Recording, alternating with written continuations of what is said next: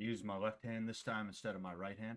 What is going on, everybody? How we doing today? As usual, hope doing well. It is a Friday, and not just any Friday, but a Halloween Friday. It is a Halloween Friday, and we are going to be doing our yearly Halloween stream. I believe I've been doing this pretty much since I started streaming, which was less than a year after I started my channel. For those of you that don't know, I originally was going to be Mr. YouTuber, but then I also was streaming on occasion, and I realized I really like the streaming. It's a little bit easier for me to do, especially right now in my life. So because of that, I am here now doing my thing. All right, and yeah, we're gonna have a nice Halloween stream today. At least I hope so. I hope so. Um, Halloween, right? Halloween is a child's holiday. Let's be honest here. All right. I don't. Oh, I'm a bit low. Hmm, am I a bit low? Yeah, I'm a bit low for some weird reason. I don't know why. Am I better now? Yeah, I should be better now. I should be better now. Anyway, Halloween is a children's holiday. All right. And as millennials have kind of started doing their thing, um, millennials have ruined Halloween on a certain level, right? If I'm being honest with you, because even though you see a lot more like Halloween, well, that's the thing. I don't think you see a lot more Halloween shit. I think when we were younger, we used to see a lot more Halloween shit, and as time has gone on, we've seen less and less of it. What I do think has happened though is that it has gotten more intense, and there has been a lot more like blood and guts and just like disgustingness. I've always found it to be really gross, like Halloween, like costume stuff. Fake blood, not spandex, but latex or just rubber masks. Like I've always been like, it's always been icky to me, if I'm being honest with you. Corpse paint. That's not really just like a Halloween thing, but you get the idea, right?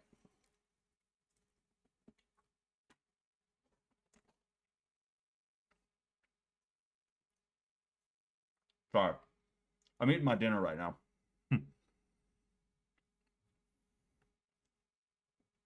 I've always found it to be gross. Like, there's just something about it. Even thinking about it right now makes me not want to finish my dinner. It actually kind of grosses me out a little bit. The thought of like I would literally rather think about real blood. Thinking about real blood does not gross me out the way that thinking about fake blood does. I don't know what it is.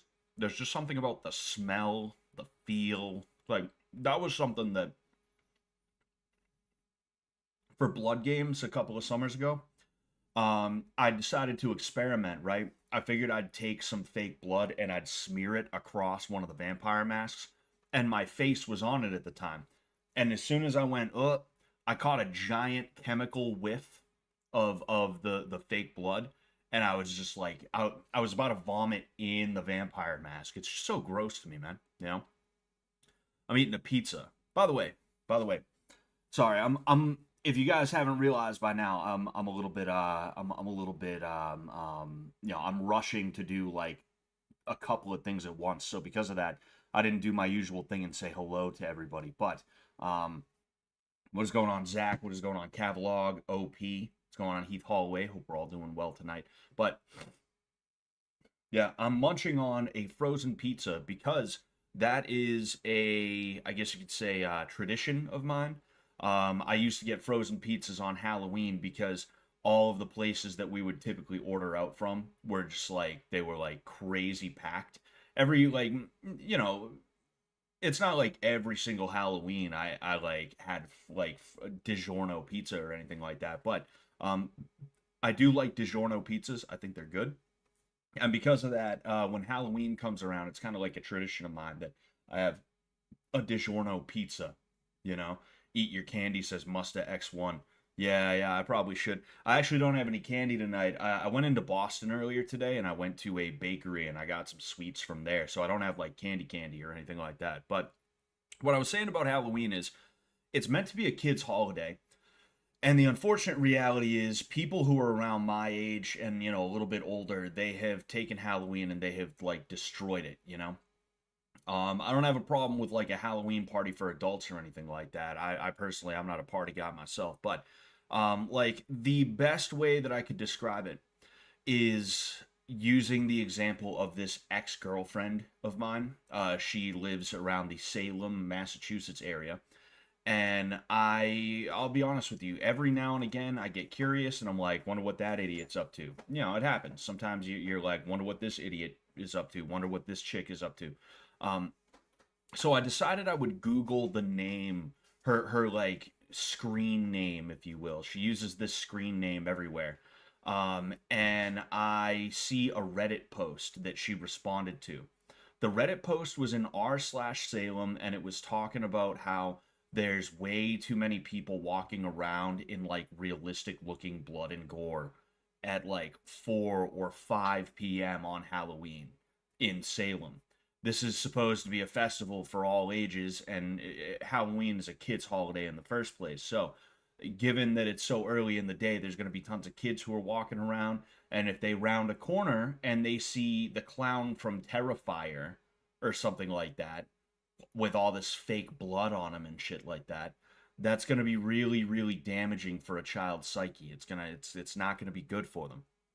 And because of that, um this chick that I dated, she felt like she had to be the fucking crusader for Halloween or something like that. She was like, "Well, I mean, don't bring your kids there. It's no big deal. Why are you trying to ruin everybody else's Halloween?" And it's like that's like Halloween is Reddit. Halloween is a Reddit holiday at this point, and it sucks. It really sucks, you know, but I still like it a lot, okay? I have a little bit of a tradition. Like I said, I eat a frozen pizza, usually a DiGiorno, all right? It's DiGiorno. It ain't delivery. It's DiGiorno. And then I'll also watch, like, you know, stuff from my childhood. You know, maybe smoke a couple Black and Milds. I would drink tonight, but I got 2 migraines yesterday at work, and I'm still dealing with those. It's fucking ridiculous. I'll tell you about that in a second. But excuse me. So yeah, last Halloween we played Faith the Unholy Trinity. The Halloween before that we played Flash games, spooky Flash games.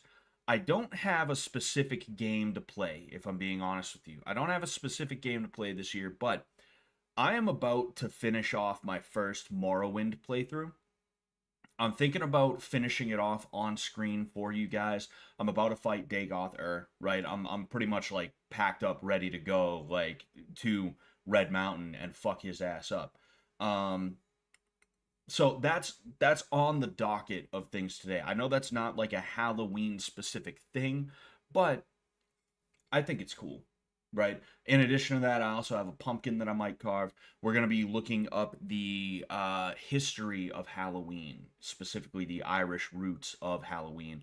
And then we will look into games that we can play later on. This is going to be naturally, it's you know, it's a special occasion, so it's not just going to be a 2 hour and I'm out of here kind of stream. We're going to be doing this for 4 to 5 hours, depending. We're going to run into the morning of November 1st, but we're gonna do it, damn it. We're gonna do it.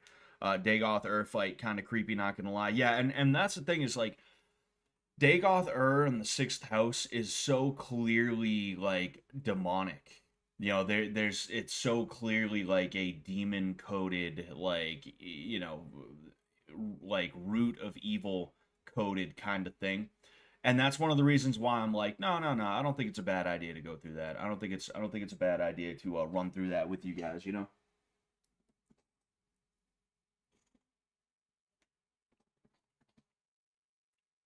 Their complexion would do good vampire. I'm sure it would.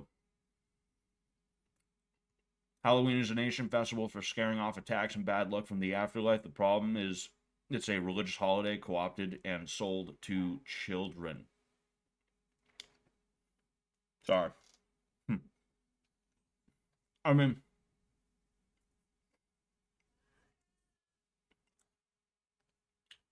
excuse me. I don't think it's bad, like, to have something fun for kids to do. I was talking about this with my wife earlier. Like, you know, I for, I forget who we were talking about, but there was somebody that we knew that did not do how. Oh yeah, it was actually her mom, my wife's mother, my mother-in-law. She's not big on the whole Halloween thing. Now she's from Brazil. They don't really do Halloween like that down there. But like, even when she's up here, this is not her first Halloween here, right? But with Halloween, she's like, nah, I'm not a big fan of it because for one thing, I don't like scary stuff, but then in addition to that, like I don't think we're supposed to do that as Christians, you know? I think there's a difference between, yeah, I'm gonna dress up as Satan. I'm gonna dress up in realistic looking gore and you know, have an inversion of morality. Thank you very much for the $10, Peach Boy official. Happy Halloween to you too, my friend. Thank you so much for that, man. Hope you're doing well tonight.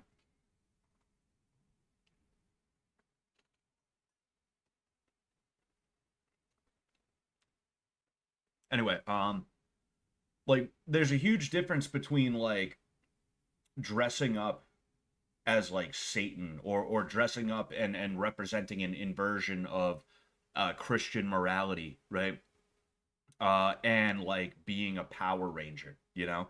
Um, like and I think that's what a lot of the adults do with it is that and of course it would be the generation that became militantly atheist. It would be the Richard Dawkins God delusion generation that would take Halloween and co-opt it for their own like actually what's bad is good.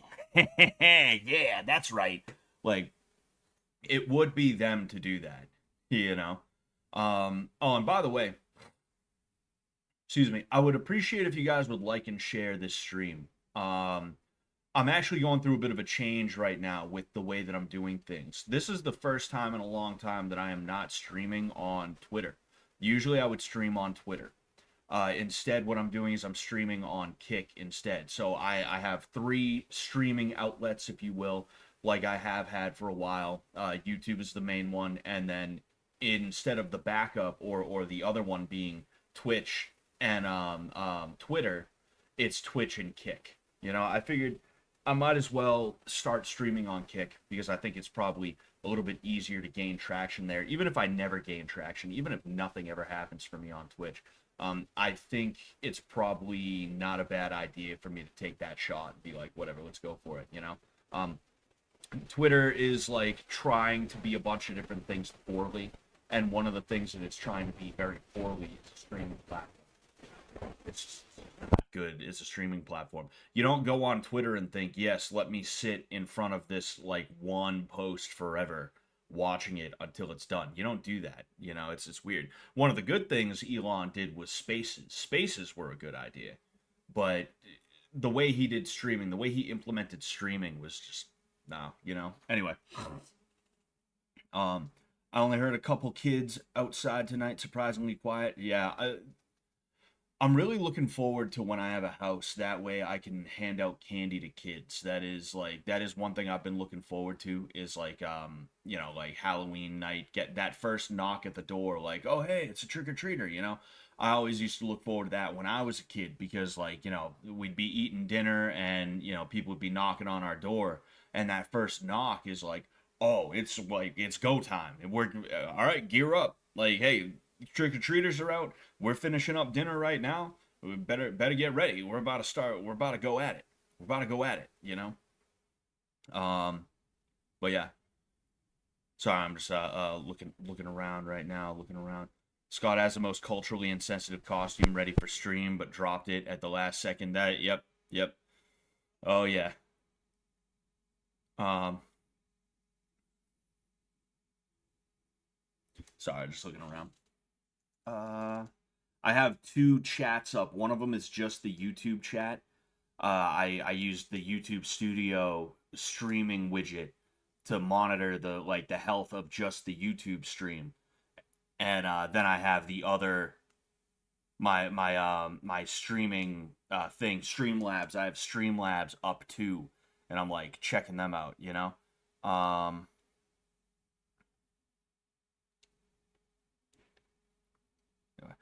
kids should have all the fun before they have to join r/adulting. Yeah, oh yeah, you know, oh yeah, you got to get it out of your system. You know. Um,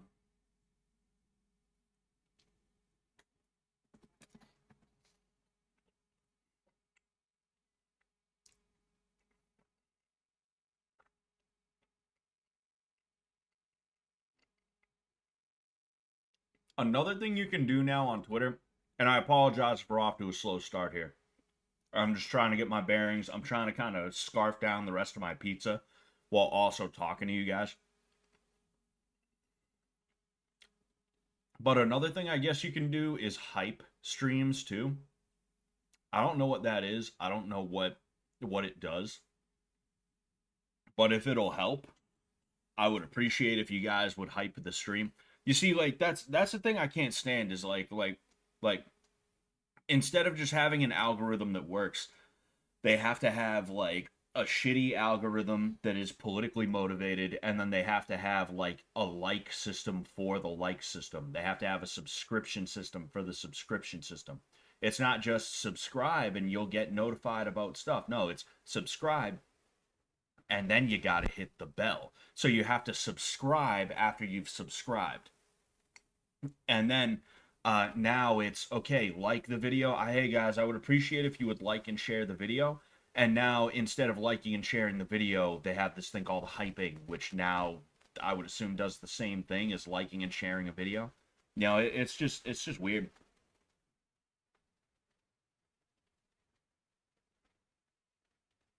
It's far too much bullshit. You know.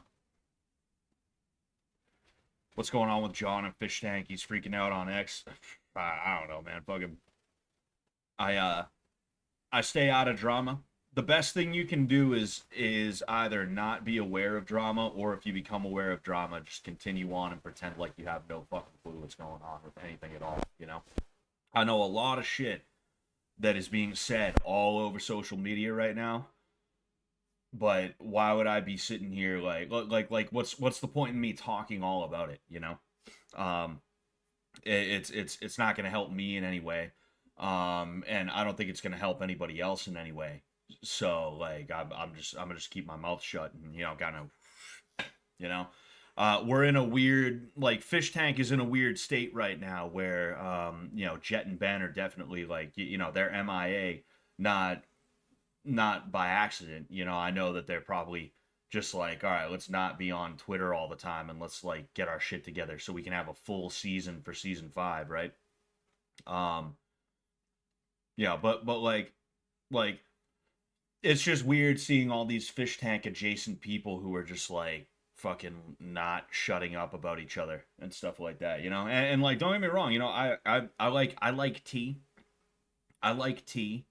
I like the juice, just like everybody else does. All right, it's nice to know exactly what's going on, exactly what issue this person has with that person, and vice versa. But I'm not gonna be the guy who's like, oh, and you know what this guy said? Like, no, no, no, no, no way. Um, I was talking to someone in particular, and I didn't appreciate how I was trying to be kind to them. I reached out to someone, and I'm not gonna say who. And it's not like John or like Jet or Ben or anything like that, but I didn't appreciate how I reached out to somebody that I thought was in a bit of a crisis, who needed a little bit of help, who needed somebody to just reach out and be like, hey, you good? Um, I reached out to somebody just to have them like leak chats of me like joking around, flirting a little bit. It was a girl. It was a girl. And I like to flirt. I'll be honest with you. I'm a flirt. I like calling women pretty. What do you want? Oh man, but um like I didn't appreciate that when I reached out to this person, because I was actually like concerned for them. They turned around and they like pulled some weird shit with like they leaked the messages somewhere. And it wasn't like all the messages, but it was like a message that was like a joke and shit like that. And I just didn't appreciate that. Uh that combined with other things, I learned my lesson to just be like, all right, hey, I love all you. I hope you're all doing well. If you're not doing well, I hope you start doing better, however that works, however that happens. Uh, keep me out of it. I'm gonna be over here doing my thing. Um,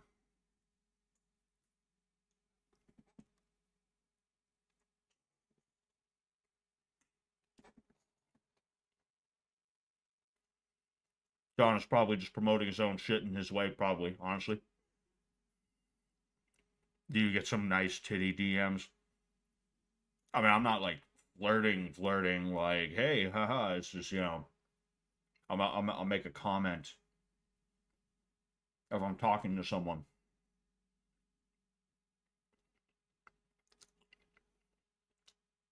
It's just my way of making the it's my way of making what is otherwise a boring conversation a little bit more interesting and engaging for myself. I'm not like trying to like that's not even what it is, you know. I'm just genuinely like honestly being charming. You used to be able to be charming, you know. You used to be able to be charming and fun and funny and playful and it have it not be some kind of huge thing, you know. But for some reason, and I'm sure I could think of reasons for it, but for some reason now whenever you look at somebody for a half second too long and everyone's like, well, so what you think you're doing, huh? And it's like, dude, get the fuck out of here, you know. I was going back to the blah, blah, blah, blah, going back to the Halloween thing. That's actually something I talked to my wife about today. Is that like I said, I talked with her about her mom, and she said like, oh, she feels like it's a religion thing, right? And that's when I mentioned to her like, yeah, I can see that, but I do feel like there's a difference between dressing up as Satan and a Power Ranger, right? Um, and that's part of the reason why I returned to Catholicism instead of exploring any other kind of like Christian sect or anything like that is because Catholicism is an affirmation of life. It's not saying like, hey, do whatever the hell you want to do. Haha, live it up, have fun, yuck it up. That's not what it's saying.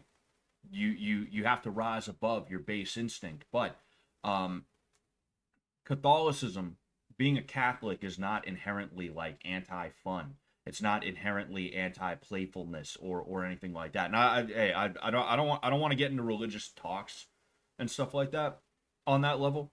I'm just saying like this is the conversation my wife and I had earlier today.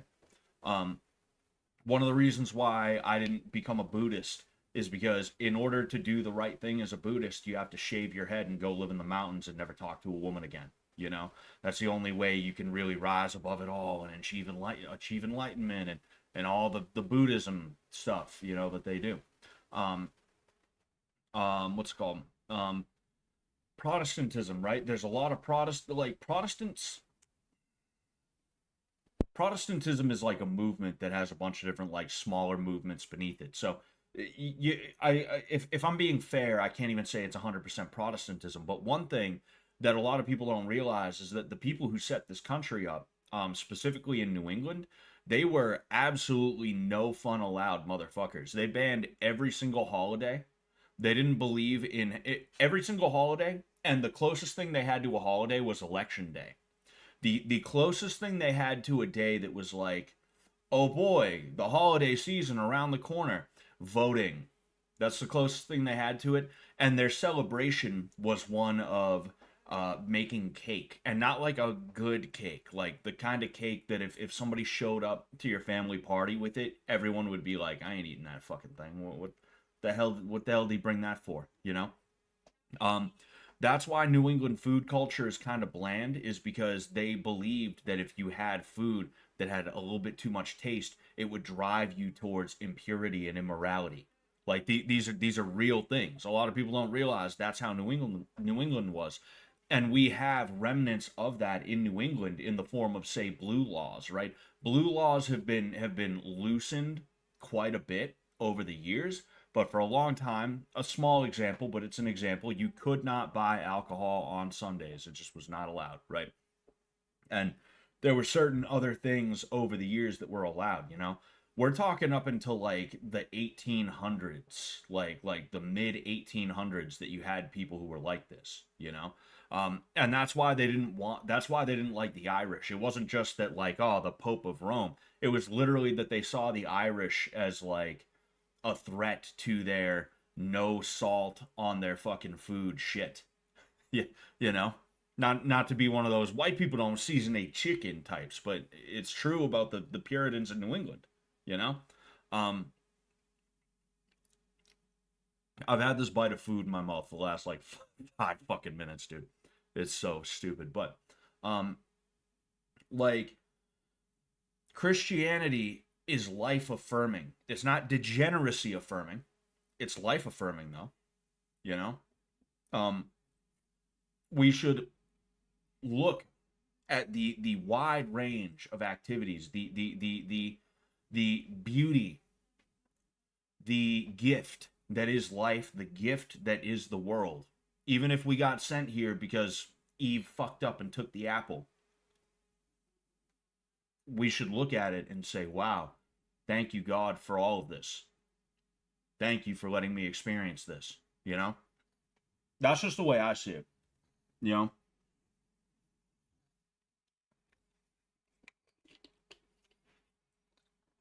I can't buy alcohol on Sundays in PA.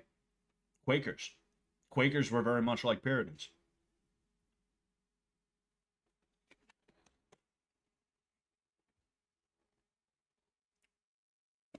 Scott, your head's looking especially blockish tonight, like the perfect brick for a wall. Hell yeah. That's what Pink Floyd was singing about me. Excuse me. Cornflakes saved my penis from being ravaged by masturbation. Exactly. Like literally, like that's why cornflakes were created. I don't know if that's like specifically he was like, no, we have to cure masturbation here. Like eat. We'll have people eat bland foods because bland foods will not get people hot down there. Um, but there was a piece of it by Kellogg that Kellogg wanted. He created cornflakes partially at the very least to help with that. You know. Um, Can't buy hard alcohol in Finland on Sundays, only beer and stuff like that. Wow, Finland of all places? That's pretty crazy. I never would have thought about that one. Never would have thought that one. Um,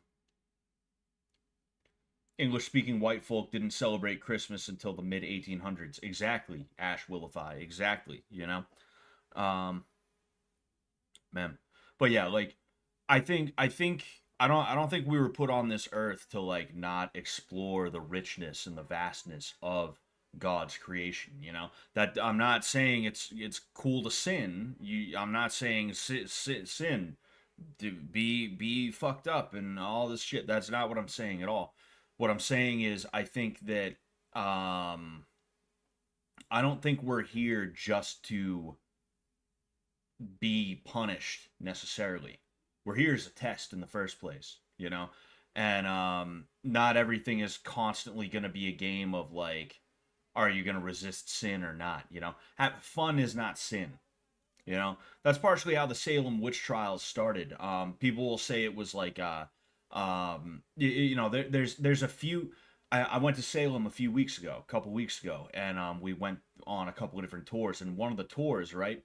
Um, One of the earliest examples of suspicion that was thrown towards the girls who lived in Salem, not even just the girls, but like the children that lived in Salem, was they would go out into the woods and they would have bonfires and they would just like hang out. Like the fact that children were just hanging out around a fire in the middle of the woods. And I don't know, I know kids are they naturally tend to rebel. They want to try things. I don't know. Maybe they were doing something there that they weren't supposed to. But them like maybe sneaking some alcohol or maybe having some premarital sex, that's not the same thing as writing your name in the devil's book, which is literally like according to the tours, like that's what they believed, is that in order to become a witch you had to write your name in the devil's book and you would be given powers and you would also be given an imp, or like a familiar or something like that.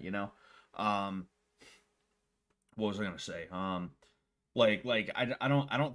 don't think having fun is bad. And yes, that does include like being charming to women. I don't think it's bad to be charming as a man, even if you happen to be married to a woman that you love very much and you would never want to disrespect or like do harm to or anything like that.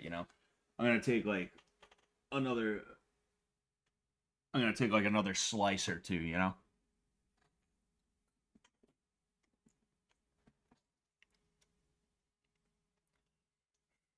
Scott got drunk at 16 and wrote his name in the devil's book. I am as familiar.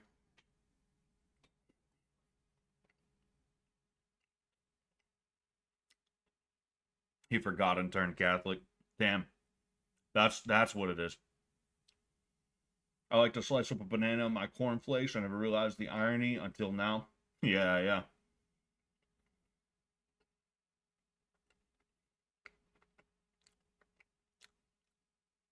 Frosted Flakes are just cooler cornflakes. Yeah, I guarantee you Frosted Flakes came about because kids probably started putting sugar in their cornflakes.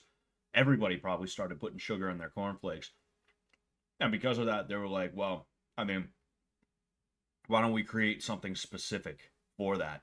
You know, it just makes sense. It just makes sense, you know?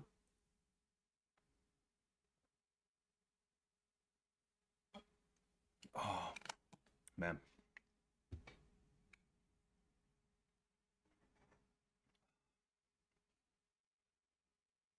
The sin doesn't lie in the object, but in how it changes our orientation from God to Satan. Yeah, yeah, you know. There's there's a guy, his name's John Butler, right? And he is, as far as I can describe him, I would call him like a Christian mystic, and he is affiliated with the Orthodox Church. At least I believe he's affiliated with the Orthodox Church. He may be kind of non-denominational, but lean towards orthodoxy. But he describes sin as turning away from God, and he uses an analogy in an analogy. He'll literally show you like, you know, he'll turn his body one way towards like a window, and he'll be like, I am in the light. Turns away from it, I am in the shadow. Like, when I turn towards sin, I'm turning away from the light. I am turning away from God, you know. um that was one of those things that like I kind of always understood that on some level, but when he said that out loud, it was like, ah, okay, yeah, no, that makes perfect sense, and that's exactly how I should think about it, you know. um I think it would benefit a lot of people to think about it that way too, because like a lot of people,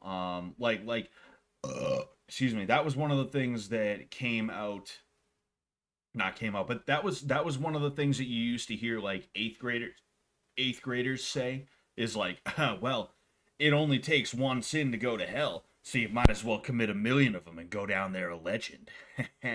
It's like, shut the fuck up. I can't stand eighth grade atheism, which that's the only kind of atheism that's around anymore. By the way, I don't know if you have noticed.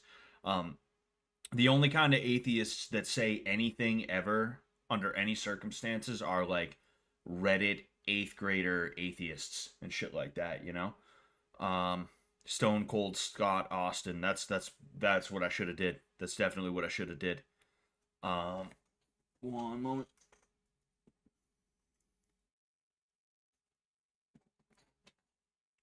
I'm gonna take like one more big bite of a slice of pizza. You see, the thing about these, the thing about these frozen pizzas, when they're hot, they're really really good. I love the hell out of them.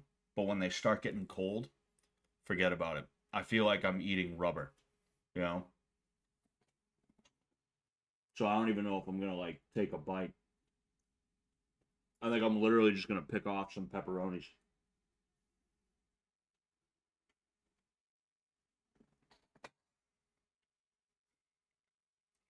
Mm. Hell's where the party is, so that's where I'm going. Cringe take, hell yeah, Arthur. Um,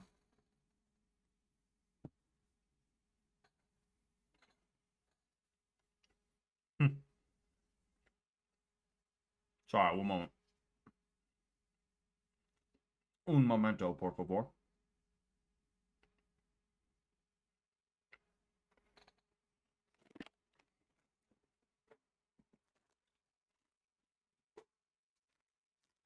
I have all these.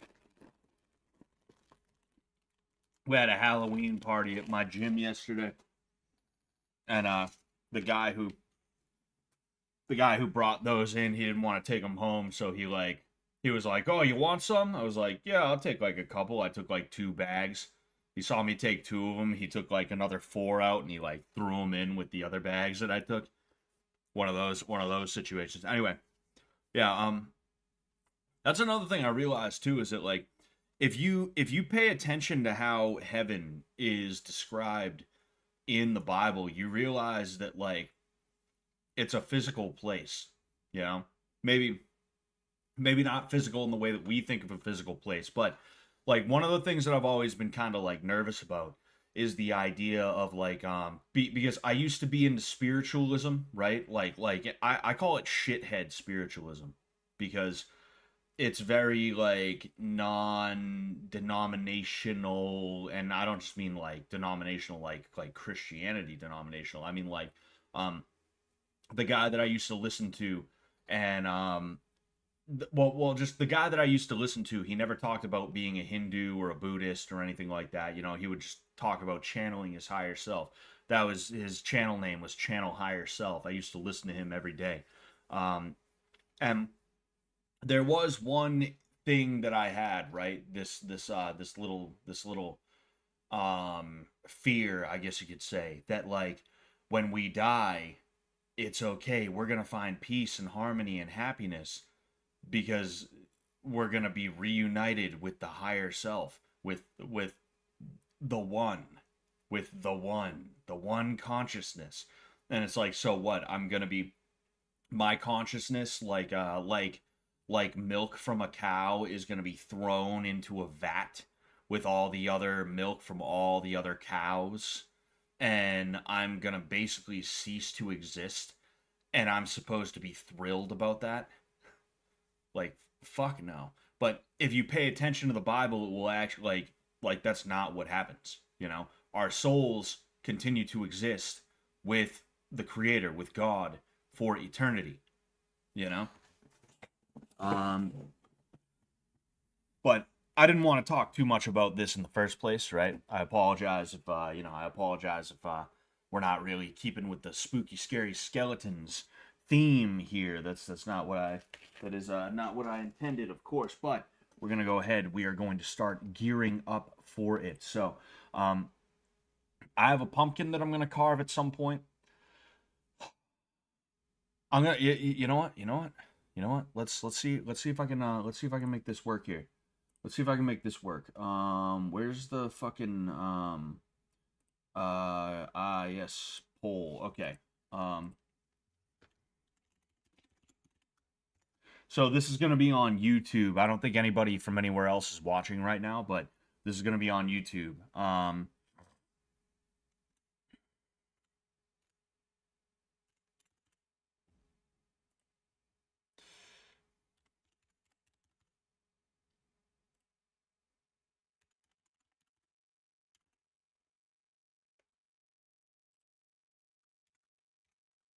Sorry, I'm just capitalizing here.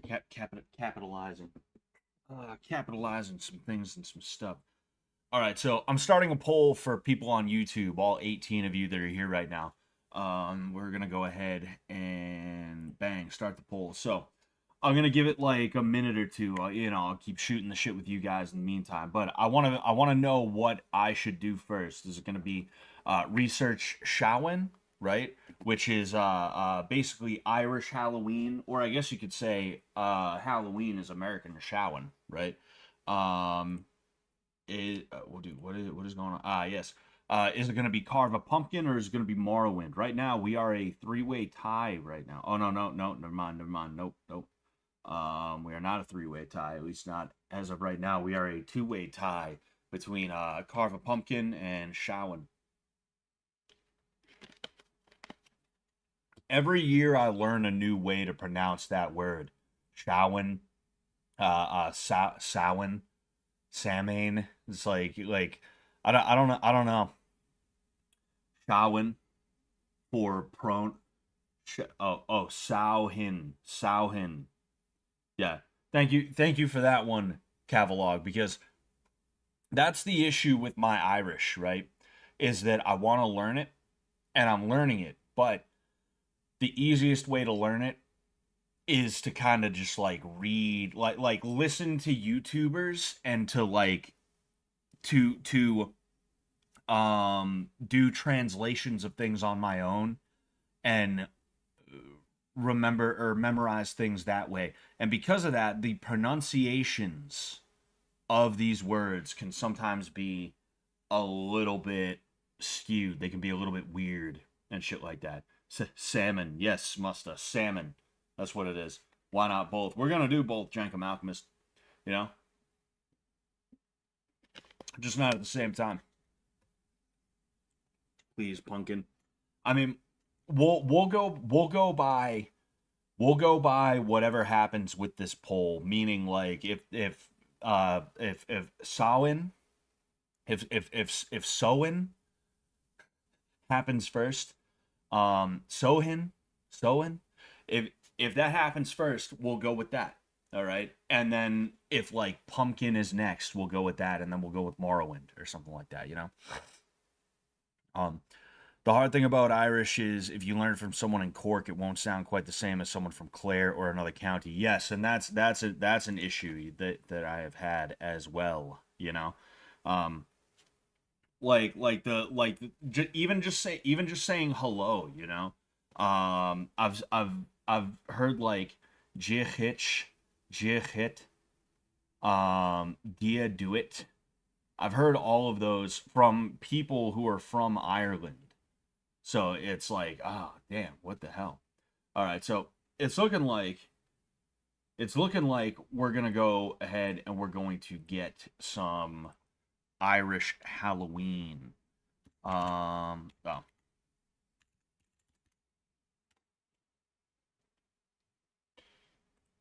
Oh, yes. All right, so what? Oh no, you know what? I remember.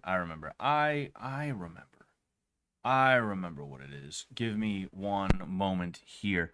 Um, Bada bing, bada boom. There we go. That's because for like a week or so, I didn't have both of my things. But anyway, I'm learning Scottish Gaelic. I'm Scots Irish from Appalachia. That's pretty cool. Um, yeah. What's it called? Like I'm also Scottish too. Like there's so many different branches that I reach out into. And it's because like especially over the last couple of I mean like modification happens in America. You're going to marry whoever's around you. And because of that, like for thousands of years, well, I mean, the Irish were marrying the Irish, the Italians were marrying the Italians, etc., etc. But then they all come to America, and it's like, oh, well, I met this French Canadian chick. I don't know, she's cute. I guess we'll see where it goes. Oh, I guess we're getting married. Oh, I guess we're having fucking 40 kids. You know? Oh, hey, I'm Italian. Like to my bones, I'm Italian, but this Swedish girl is cute. Why don't I talk to her? Oh, I guess we're married now. We're having kids. That's just what happens. You know. But yeah, I'm Irish, Scottish, all those other things too, like Swedish a little bit, Italian, obviously, etc., etc. But anyway, so Samhain, Samhain, or Samhain, yeah, yeah, Samhain, Samhain. Um, excuse me.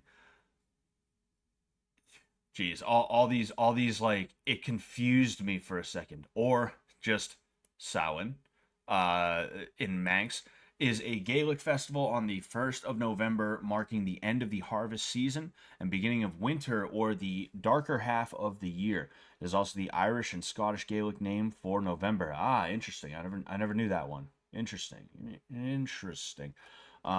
Celebrations begin on the evening of October 31st, since the Celtic Day, um, 31 October, since the Celtic Day began and ended at sunset. I don't know why, but when I hovered over this, the underline here looked like a period, so I was like, why did that stop there? That's weird. Interesting. We'll look at the Celtic calendar after this. Um, So it began and ended at sunset. Interesting. I never knew that. I wonder how that affected their day, like how they did certain things. This is about halfway between the autumnal equinox and the winter solstice. It is one of the four Gaelic seasonal festivals, along with Imbolg, uh, Bealtaine, and Lunasa. I would assume. We'll check those out too. We'll have to check those out too because that's interesting to me. But um, historically, it was widely observed throughout Ireland, Scotland, and the Isle of Man. Its Brittonic Celtic equivalent is called Calan Gaeaf in Wales. We're gonna read this, right, and then we're gonna see if we can find like examples of like how it may have been celebrated and stuff like that. I'm not just gonna read the Wikipedia and be like, all right, okay, I guess we know what it is now, so we can move on. I remember I was looking up the Symbionese Liberation Army, I believe it was, and we found like mad shit on them like everywhere. But I also decided I would read the Wikipedia page, and somebody came into the chat and was like, "Oh, you're doing a deep dive, but you're reading Wikipedia." It's like, yeah, you missed all the other shit, asshole. But anyway, um, Samhain is believed to have Celtic pagan origins, and some Neolithic passage tombs in Great Britain and Ireland are aligned with the sunrise at the time of Samhain. Samhain is mentioned in the earliest Irish literature from the 9th century and is associated with many important events in Irish mythology. The early literature says Samhain, was marked by great gatherings and feasts and was when the ancient burial mounds were open, which were seen as portals to the other world. Oh, interesting. We'll check that one out too. Some of the literature also associates Samhain with bonfires and sacrifices. The festival was not recorded in detail until the early modern era. It was when cattle were brought down from the summer pastures and livestock were slaughtered. Special bonfires were lit, which were deemed to have protective and cleansing powers, like Bealtaine, or maybe it's Bealtaine, I don't know. Samhain was a liminal or threshold festival. Oh boy, yeah, this is exactly what I wanted to see on the Irish shit. This is exactly what I wanted to see. Of course. Jack o' lantern equals possession by Lucifer symbolism. Interesting. I never knew that. We were about to carve a jack o' lantern today too. The returnalism is all right. I'm more intrigued by the idea of eternal emanationism. What is that, Zach? I'm curious. Um, Gaelic sounds like Gaelic. Care to explain? Care to explain? Yeah. They just call it Irish in Ireland, but like the Irish term for it is Gaelga, So that's the Scots. You got to take that one up with. Anyway, oh yes, or threshold festival, when the boundary between this world and the other world blurred, making contact with the Aushi. Did I say that right? Is it Oshi, Ashi, Asi? The spirits or fairies, more likely. Most scholars see them as remnants of pagan deities. At Samhain, they were appeased with offerings of food and drink to ensure the people and livestock survived the winter.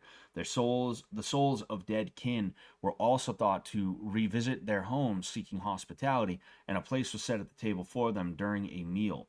Mumming, what the Mummers plays are folk plays performed by troops of amateur actors, traditionally all male, known as mummers or geysers. Historically, mummers plays consist of informal groups of costumed community members that visited from house to house on various holidays. Almost kind of sounds like the way we do Santa nowadays. Mumming and guising were part of the festival from at least the early modern era, whereby people went door to door in costume, reciting verses in exchange for food.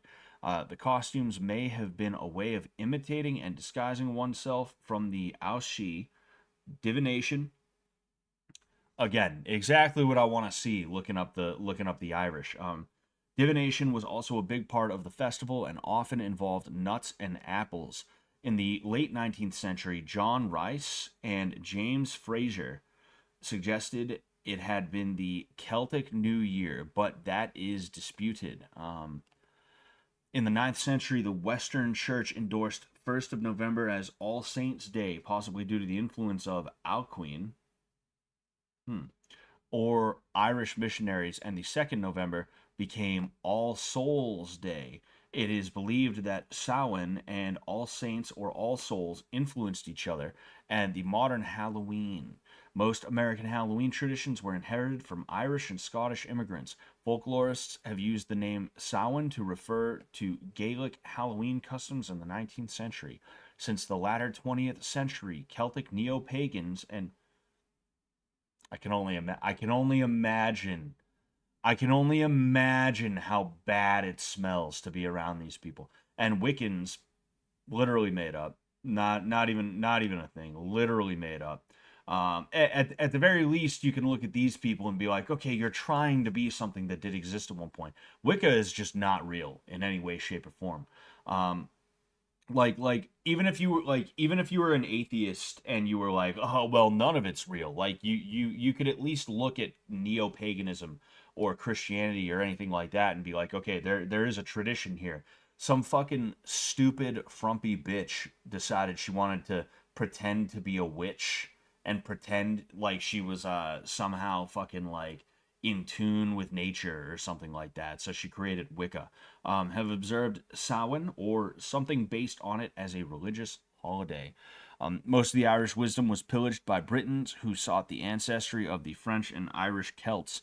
Royalty that kept the bloodline of the Saxons. Celts had proto-Christian veneration before a Saint Patrick. That's interesting. That's interesting. I didn't know any. I mean, I didn't know anything about that. I don't know anything about that. But I do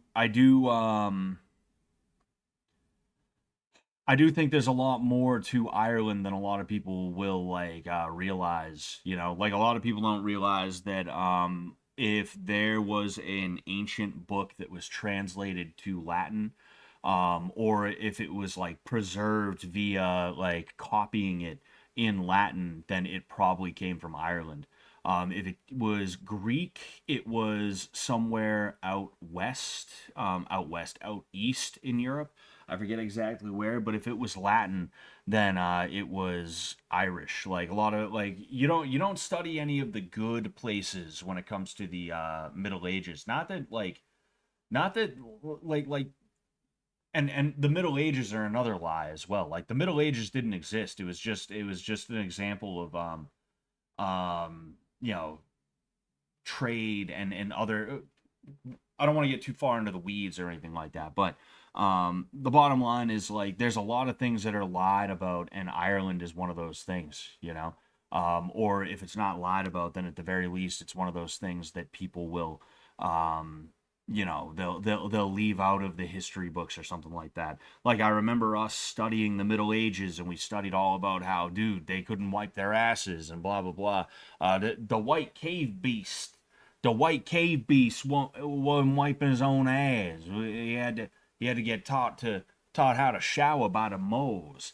We were getting taught that. Meanwhile, like so many Irish people in my class, and none of us knew that Ireland was like a haven, a bastion of scholarship and if anything, like high society, if you could call it that, right, in the Middle Ages in Europe. Um, it's just it's foolish. It's foolish the way these guys act. My phone's on low battery. Um, But yeah, the Wicker Man is a Roman hoax against the Gaelic and Gallic barbarians. Had to come from somewhere, exactly Scots and Irish. Yeah, I mean that's the thing is like I'm not 100% sure about that. I could believe that the Romans would lie about that kind of thing. Um, it wouldn't surprise me. It wouldn't surprise me. What I do know is that we not just the Irish and the Scots, but like all of Europe was lied about. There has been a blood libel, a slander against Europe for decades and decades and decades. You know, um, Narnia was written alongside Lord of the Rings, written by an Irishman. Tolkien was born in Dutch Orange, South Africa. The Irish have the Order of Orange. Have the Order of Orange created by the Dutch. Interesting. Anyway, Wicca, please. You why you? You're. Oh, I see what you're doing. I see what you're doing. Name in modern Irish and Scottish Gaelic. We're not going to read through the whole name thing. We're just going to read through this little piece. In modern Irish and Scottish Gaelic, the name Samhain, while the traditional man's Gaelic name is Samhain. It is usually written with the definite article A-N-T, Samhain, N-T Samhain. What? And oh, dude, I ain't even gonna fucking bother with that. Older forms of the word include the Scottish Gaelic spellings of this. The Gaelic names for the month of November are derived from Samhain. The Irish name for Samhain night is Uicha? Uicha? Is that how you would say that? Uicha Samna? No. Uicha Sawa? Is that how you would say that? I don't know. I don't know. I'm sure Cavalog will let me know if he's still here. That is. The name of the superficially similar Gallican festival is Samhain from Sidera Camarca. Oh, Camarca is etymologically unrelated, being derived from Latin Sambucum, elderberry. Ah, interesting. Baby, have you seen my phone charger? Is it over there at all? Man. Okay. Is my backpack over there? If my backpack's over there, it might be in there. If not, it's no big deal. You don't gotta like search like crazy. No, not yet. Oh, okay. Could you just check in the big thing to see if it's there? Thank you. And can you do one more favor for me? Could you move the Coke that's in the freezer into the fridge? That way it doesn't explode. Mm-hmm. Thank you. You're my best pal. Are you ready for Samhain, baby? Samhain? Samhain? Oh, yeah. Cool. There we go. We are charging. Okay.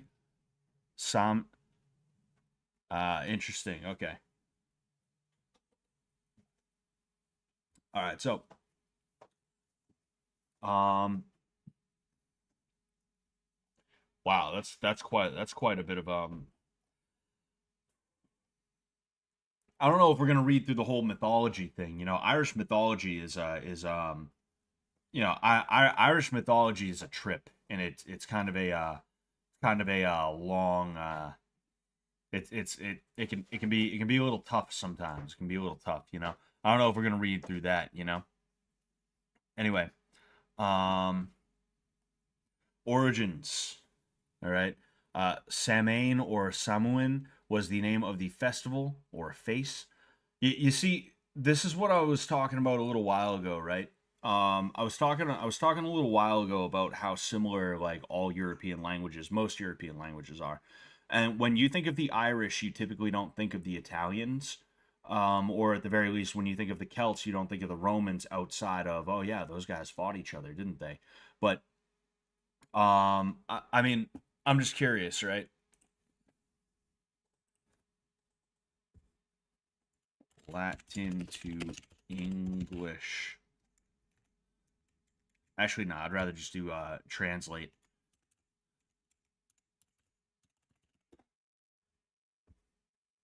I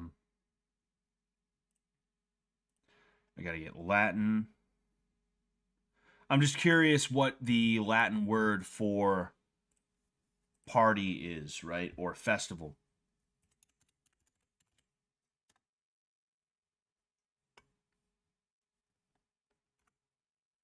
It's literally just. Apparently, it's literally just festival. I guess I don't know. Let's. Oh, get that out of here. Hmm. Yeah, fuck it. We'll do party too. We'll do fucking party. Um, Pars. Well, either way, right? Oh wait, what am I doing? What am I doing? What am I doing? What am I doing? I just find it interesting, right, that this is so close to the word fiesta or festa, you know? If you look at these languages, you'll realize that they came from the same place, the same people, they just diverted.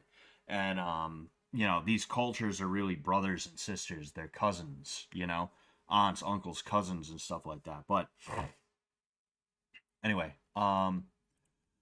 marking the beginning of winter in Gaelic Ireland, or I'll start it over, right? Samhain or Samhain was the name of the festival marking the beginning of winter in Gaelic Ireland. It is attested in the earliest Old Irish literature, which dates from the 9th century onward.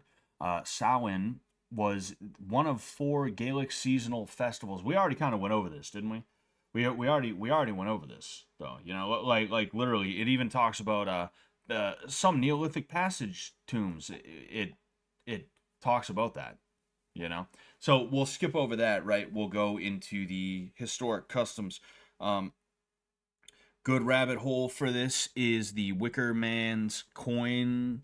The Wicker Man coins shows how there was a group spanning from far Eastern Europe all the way to Ireland, speaking a unified language and using the same currency. Really, that's pretty crazy.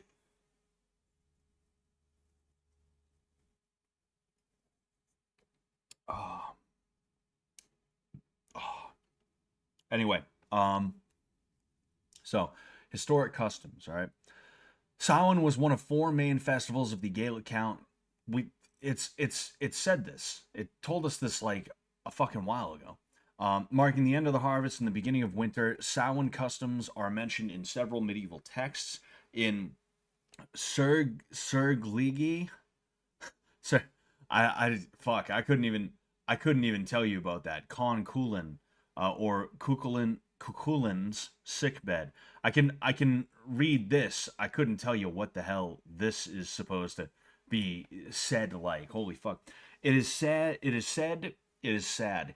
It is said that the festival of the Ulaid at Samhain lasted a week. Samhain itself, and 3 days before and after. It involved great gatherings where they held meetings, feasted, drank alcohol, and held contests. The Bruni, Togol Bruni da Durga. I actually believe I've read that before. I've heard this name before. I could be saying it wrong though. Notes that bonfires were lit at Samhain and stones cast into the fires. It is mentioned in Geoffrey Keating's Forus Fesa R. Aaron, Aaron, which was written in the early 1600s but drew on earlier medieval sources, some of which are unknown. He claims that the face of Tara was held for a week every third Samhain when the nobles and Olams of Ireland met to lay down and renew the laws and to feast. He also claims that the Druids lit a sacred bonfire at Tlachta. Fuck, man. Holy fuck. Holy fuck, man. Um, and made sacrifices to the gods, sometimes by burning their sacrifices. He adds that all other fires were doused and relit from this bonfire. Interesting. Damn. Ah, yes. Ah, yes. Celtic revival. Oh boy. Oh boy. What the fuck? Anyway, All Hallow Tide. Sorry, I just got cute. Wow. Oh boy. Oh boy. Anyway, I just got curious. I wanted to see what else was there. Cyrax would be a good Halloween costume. That would be a good Halloween costume. I'm already halfway there with my fucking receding hairline. Um, Kukulin, definitely look into it. Yeah, no, I know about Kukulin. Um, fucking, what's it called? He was like I watched a video on him a long time ago, like over a year ago, and I am aware of who he is, but I couldn't tell you that much about him. You know, I do know that he was a pretty big deal in the Irish, in the annals of Irish history. You know, as a mythological figure. But um, Cuchulainn is the hybrid son of the Tuatha de fuck it. Um, okay. Basically, two people who were like Nephilim. He had to kill his Fomorian grandfather. Kind of a Zeus Saturn story. Ah, interesting. Okay, all right, yeah. It's like I said, like I looked into him a while ago, but it didn't really stick with me on that level, you know. Uh, oh yeah, yeah. Like I said, we're gonna skip over the mythology because it can get like a little bit like weird, and you know, I just wanna talk about the what's it called, the customs here, the customs, you know. Um,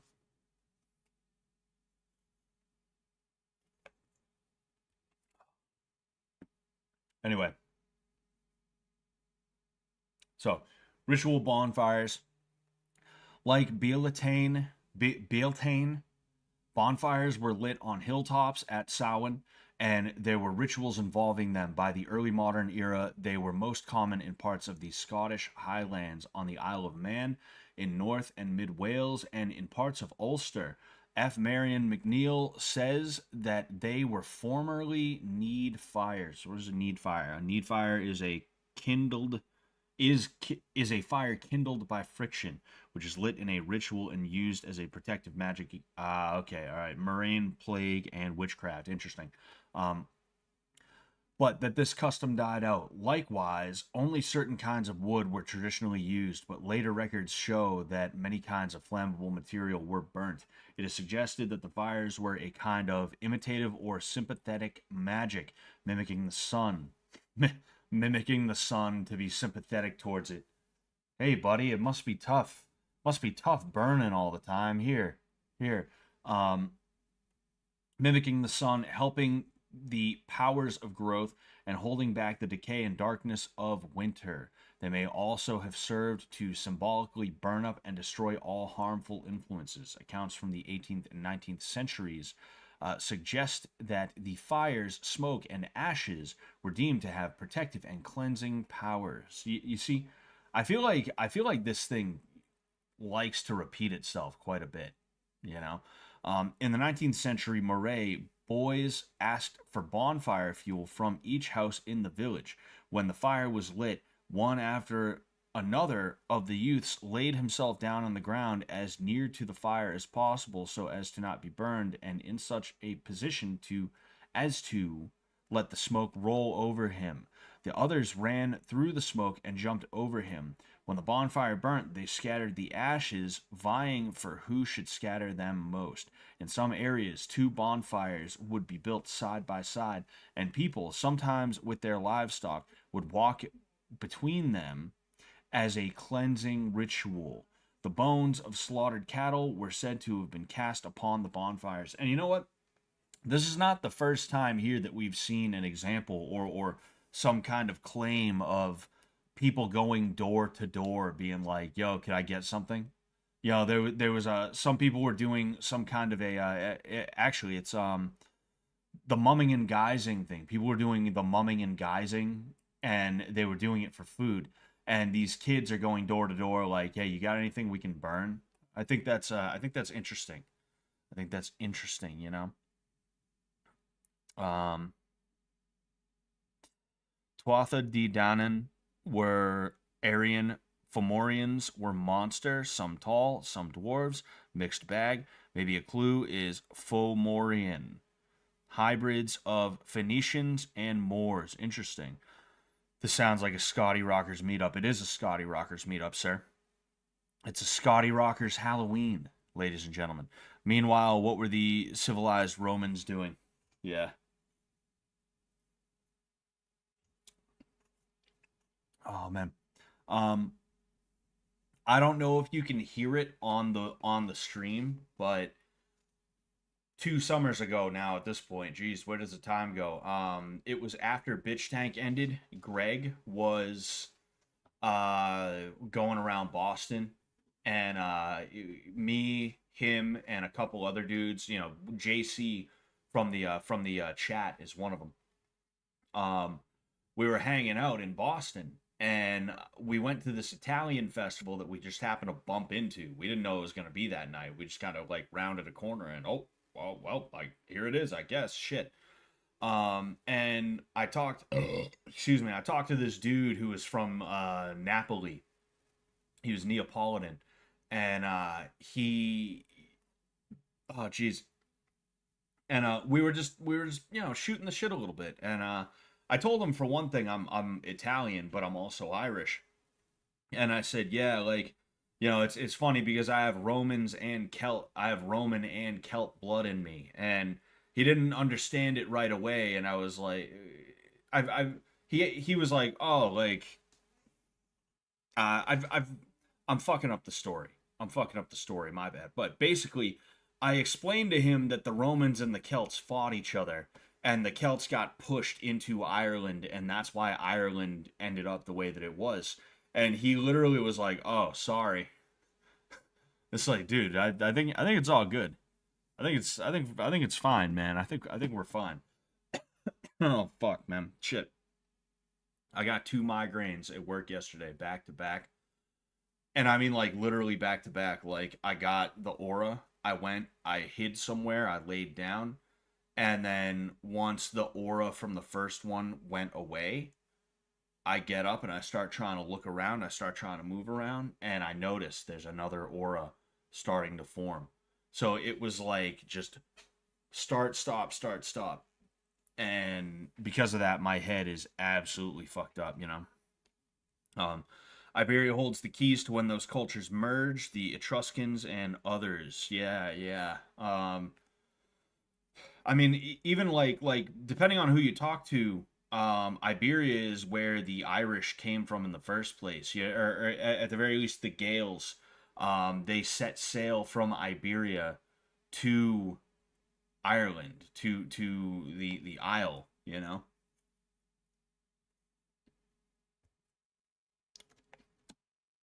Anyway, um, oh, divination. Jeez, we're still on the ritual bonfires here.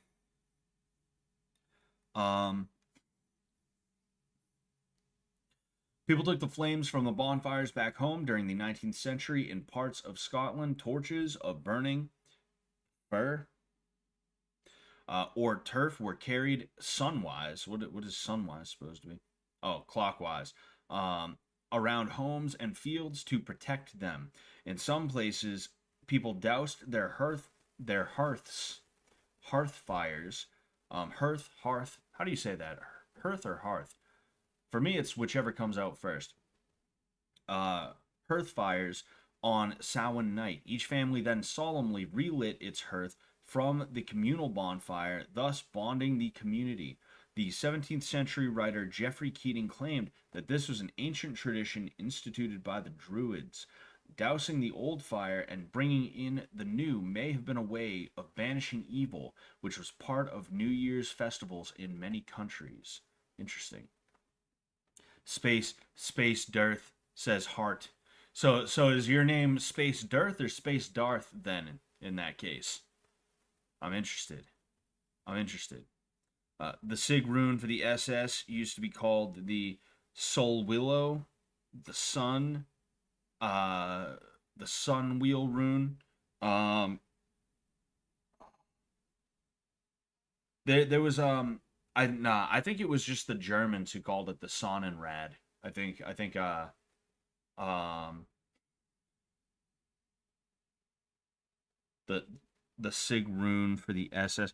Nah, maybe I'm thinking about something else. Maybe I'm thinking about something else in that case. You know, because there's also the Black Sun as well, and I think that's yeah that's what I was thinking about was the Black Sun. You know. Anyway, so we have divination, we have spirits and souls, we have mumming and guising, we have livestock. We're gonna go ahead. We're gonna read through these, and then we're gonna look for examples. All right. We're also gonna look into the Celtic otherworld, and we'll take a look at the Celtic calendar to see what happens there. You know, just see if anything wild, wacky, and wild happens. Um, Divination. The bonfires were used in divination, which divination is an attempt to gain insight into a question or situation by way of magic or ritual practice. In 18th century Octerter, um, a ring of stones, one for each person, was laid around the fire, perhaps on a layer of ash. Everyone then ran around around it with a torch, exulting. In the morning, the stones were examined. If any were mislaid, it was said that the person it represented would not live out the year. Oof, that sucks. A similar custom was observed in North Wales and in Brittany. James Fraser suggests this may come from an older custom of actually burning them, i.e., human sacrifice. Ooh, damn. Or it may have always been symbolic. Divination has likely been a part of the festival since ancient times, and it has survived in some rural areas. At household festivals throughout the Gaelic regions and Wales, many rituals were intended to divine the future of those gathered, especially concerning death and marriage. Apples and hazelnuts were often used in these divination rituals and games. In Celtic mythology, apples were strongly associated with the otherworld and immorality, while hazelnuts were associated with divine wisdom. One of the most common games was apple bobbing. Oh, that's funny. I had no idea that's where it came from. I thought that was just a fun thing for people to do. Another involved hanging a small wooden rod from the ceiling at head height with a lit candle on one end and an apple hanging from the other. The rod was spun around, and everyone took turns trying to catch the apple with their teeth. Yo, so a lit candle. So are you telling me that people were biting into candles by mistake? Lit candles by mistake? That's pretty fucking crazy. Anyway, apples were peeled in one long strip, the peel tossed over the shoulder, and its shape was said to form the first letter of the future spouse's name.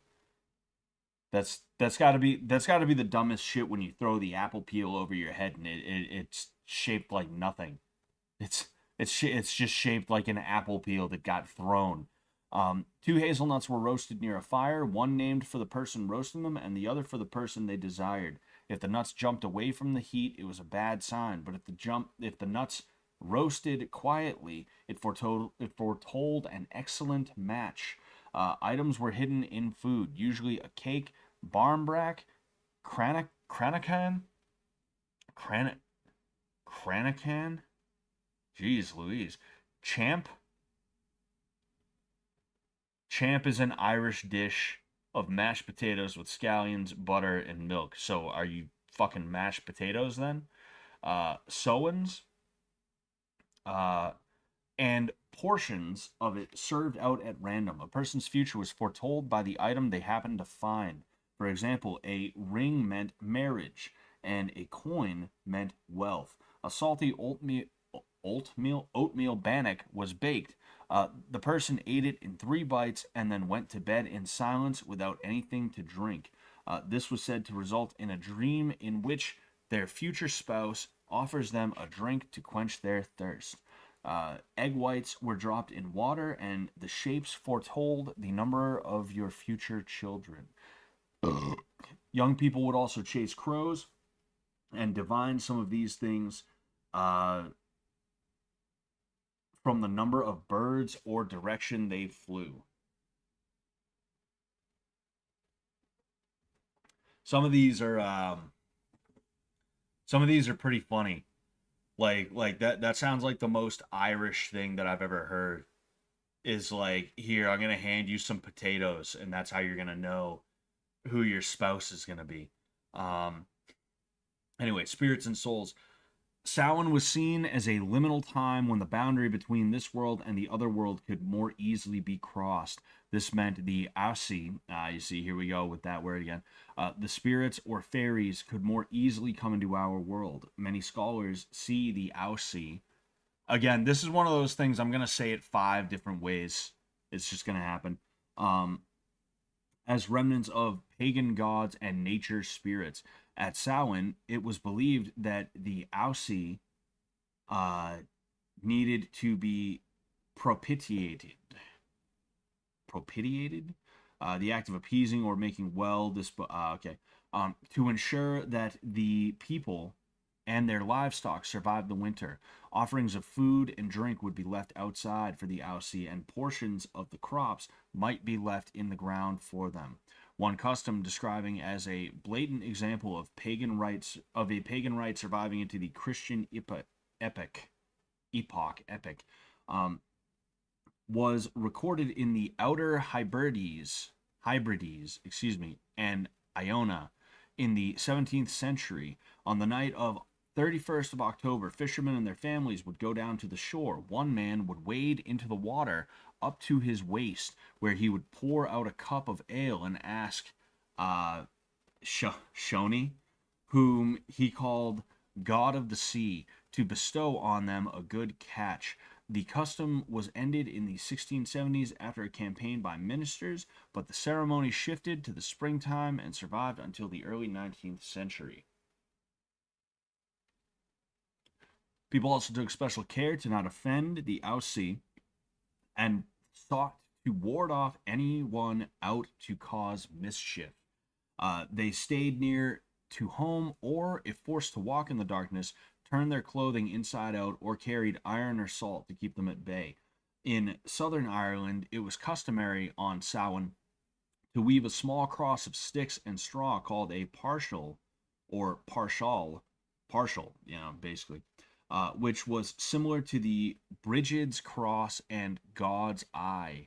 It was fixed over the doorway to ward off bad luck, sickness, and witchcraft, and would be replaced each Samhain. The dead were also honored at Samhain. The beginning of winter may have been seen, as the most fitting time to do so, as it was a time of dying in nature. The souls of the dead were thought to revisit their homes, seeking hospitality. Places were set at the dinner table and by the fire to welcome them. The belief that the souls of the dead return home on one night of the year and must be appeased seems to have ancient origins and is found in many cultures throughout the world. That's kind of what I was thinking was Day of the Dead. Like, in Mexico you have and it's around this time too. Day of the Dead is I think it starts like October 29th and it goes to like November like 2nd or 3rd. They have ofertas. It's like ofrendas, excuse me. Ofrendas. And it's basically like an altar.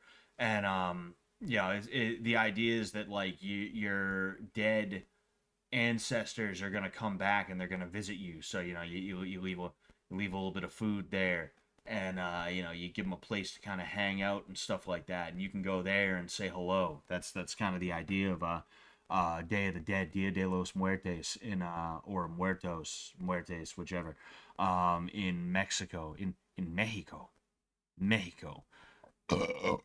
Excuse me. Scotty picture with the horse head should have been your Halloween costume. He picture with the horse head. What are you talking about, Ecuador?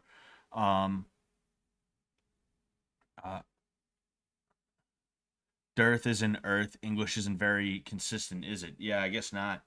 Um, oh yeah. The belief that the souls of the dead return home on one night a year of the year and must be appeased seems to have ancient origins and is found in many cultures throughout the world. James Fraser suggests it was perhaps a natural thought that the approach of winter should drive the poor, shivering, hungry ghosts from the bare fields and the leafless woodlands to the shelter of the cottage. However, the souls of thankful kin could return to bestow blessings just as easily as that of a wronged person could return to wreak havoc. Jeez. Anyway, so we have mumming and guising, then we have livestock, is what we're going to do.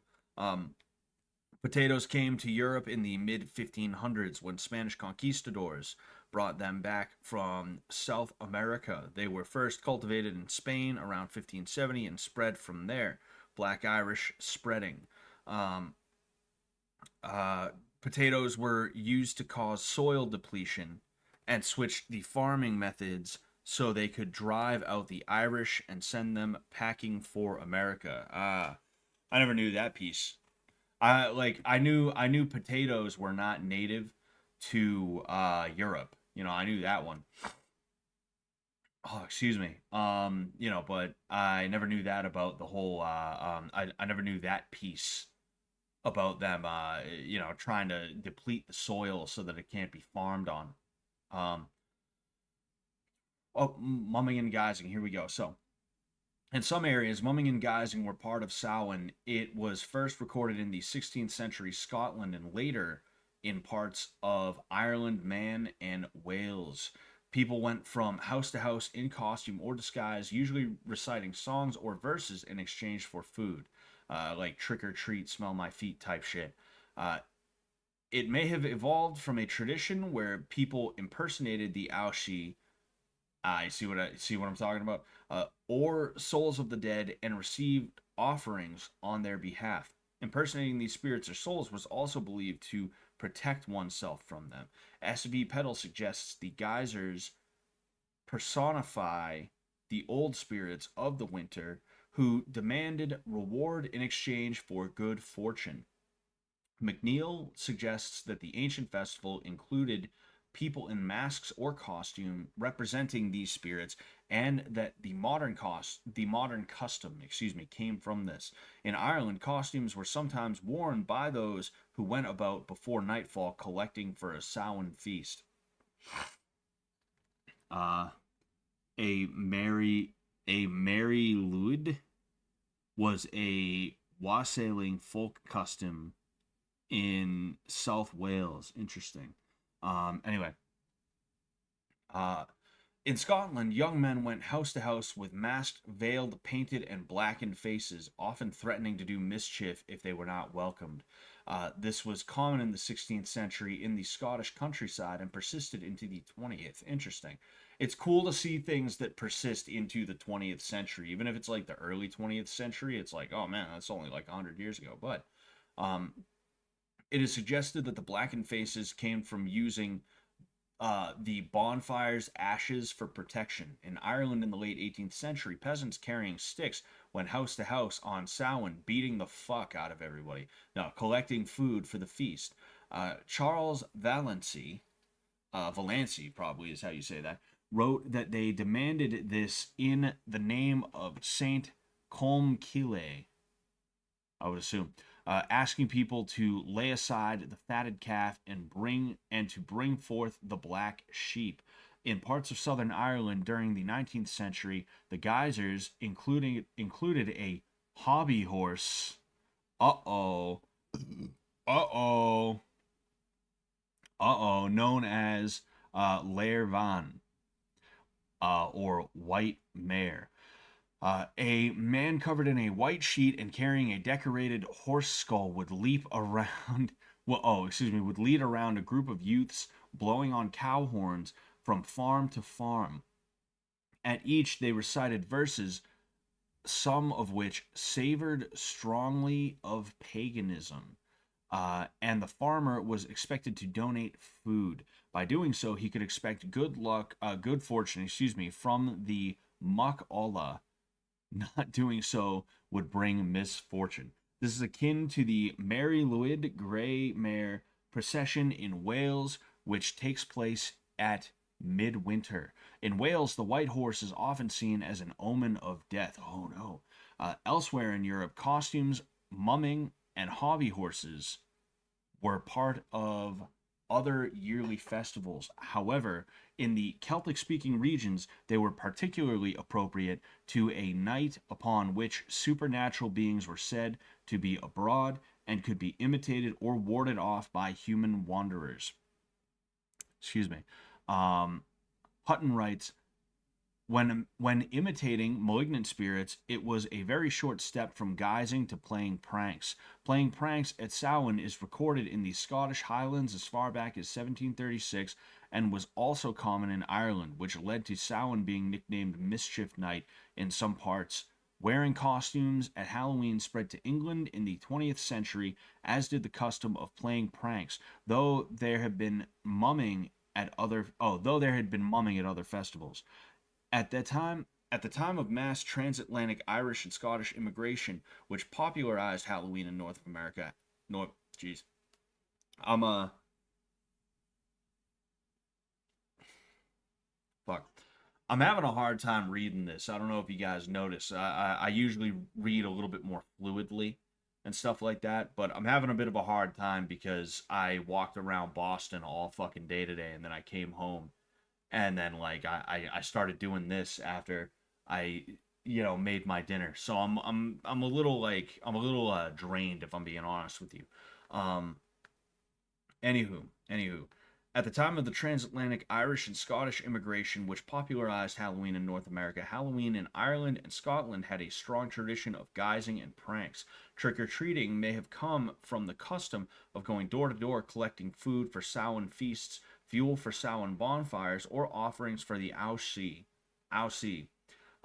AC, whatever they're fucking called. Those fucking idiots, dude.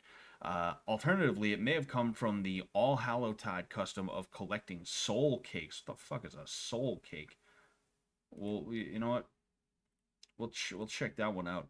Um, the traditional illumination for geysers and pranksters abroad on the night of in some places was provided by turnips or mangel wurzels, hollowed out to act as lanterns and often carved with grotesque faces.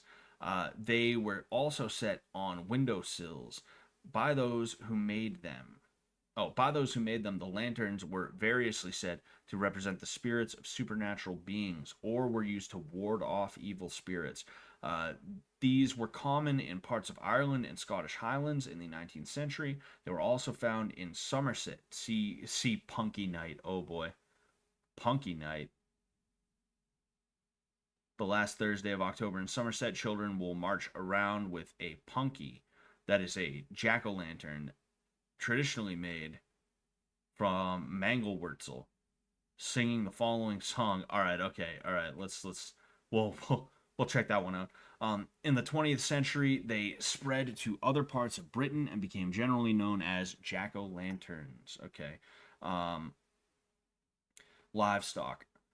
Traditionally, Samhain was a time to take stock of the herds and food supplies. Cattle were brought down to the winter pastures after 6 months in the higher summer pastures. See transhumance. Okay. Um, it was also the time to choose which animals would be slaughtered.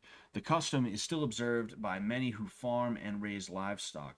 It is thought that some of the rituals associated with the slaughter have been transferred to other winter holidays. On St. Martin's Day, the 11th of November in Ireland, an animal, usually a rooster, goose, or sheep, would be slaughtered and some of its blood sprinkled on the threshold of the house. That's crazy. It was offered to St. Martin, who may have taken the place of a god or gods, and it was then eaten as part of a feast. This custom was common in parts of Ireland until the 19th century and was found in other parts of Europe. At New Year in the Hybrides, the Hybrides, a man dressed in a cowhide would circle the township sunwise. A bit of the hide would be burnt, and everyone would breathe in the smoking cowhide. Holy shit. These customs were meant to keep away bad luck, and similar customs were found in other Celtic regions. Okay, all right, okay. Yeah, I've never heard of Punky Night either. I'm interested in it though. Let's check that out. Punky Night is a traditional West Country holiday practiced on the last Saturday of October in Somerset. Children will march around with a punky, that is a jack-o'-lantern, traditionally made from a mangelwurzel, singing the following song: "It's Punky Night tonight. It's Punky Night tonight. Adam and Eve would not believe it's Punky Night tonight." There are some variants which also include these lines: "Give me a candle, give me a light. If you don't, you'll get a fright." Or alternatively, uh, "Give me a candle, give me a light. If you haven't a candle, a penny's all right." That would have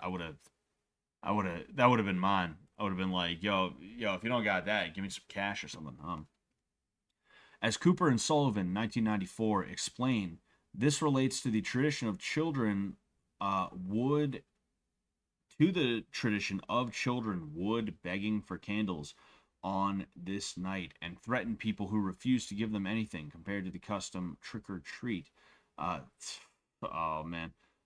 Cooper and Sullivan also explain how a punky king and punky queen would typically lead the proceedings. You see, like I gotta be honest with you. Like, don't get me wrong. I would probably enjoy this if I was doing it, but there's something about it to me that's just like, all right, we got jack o' lanterns and we're just gonna walk around at night. That's all we're gonna do. I could do that any day. I could do that anytime. What is specifically, I mean, hey, it is what it is. If I grew up with it, maybe I'd be like, wow, this is great. Haha, it's punky night tonight. Woo, yeah. Um, but it's like there's just something about this. It's like just walking around with a pumpkin for the sake of it is like, all right, whatever. I was curious what a soul cake is. A soul cake, also known as a soul mass cake, is a small round cake with sweet spices which resembles a shortbread biscuit. It is traditionally made for Halloween, All Saints Day, and All Souls Day to commemorate the dead in many Christian traditions. Ah, yes, that's why they have the cross right there, isn't it?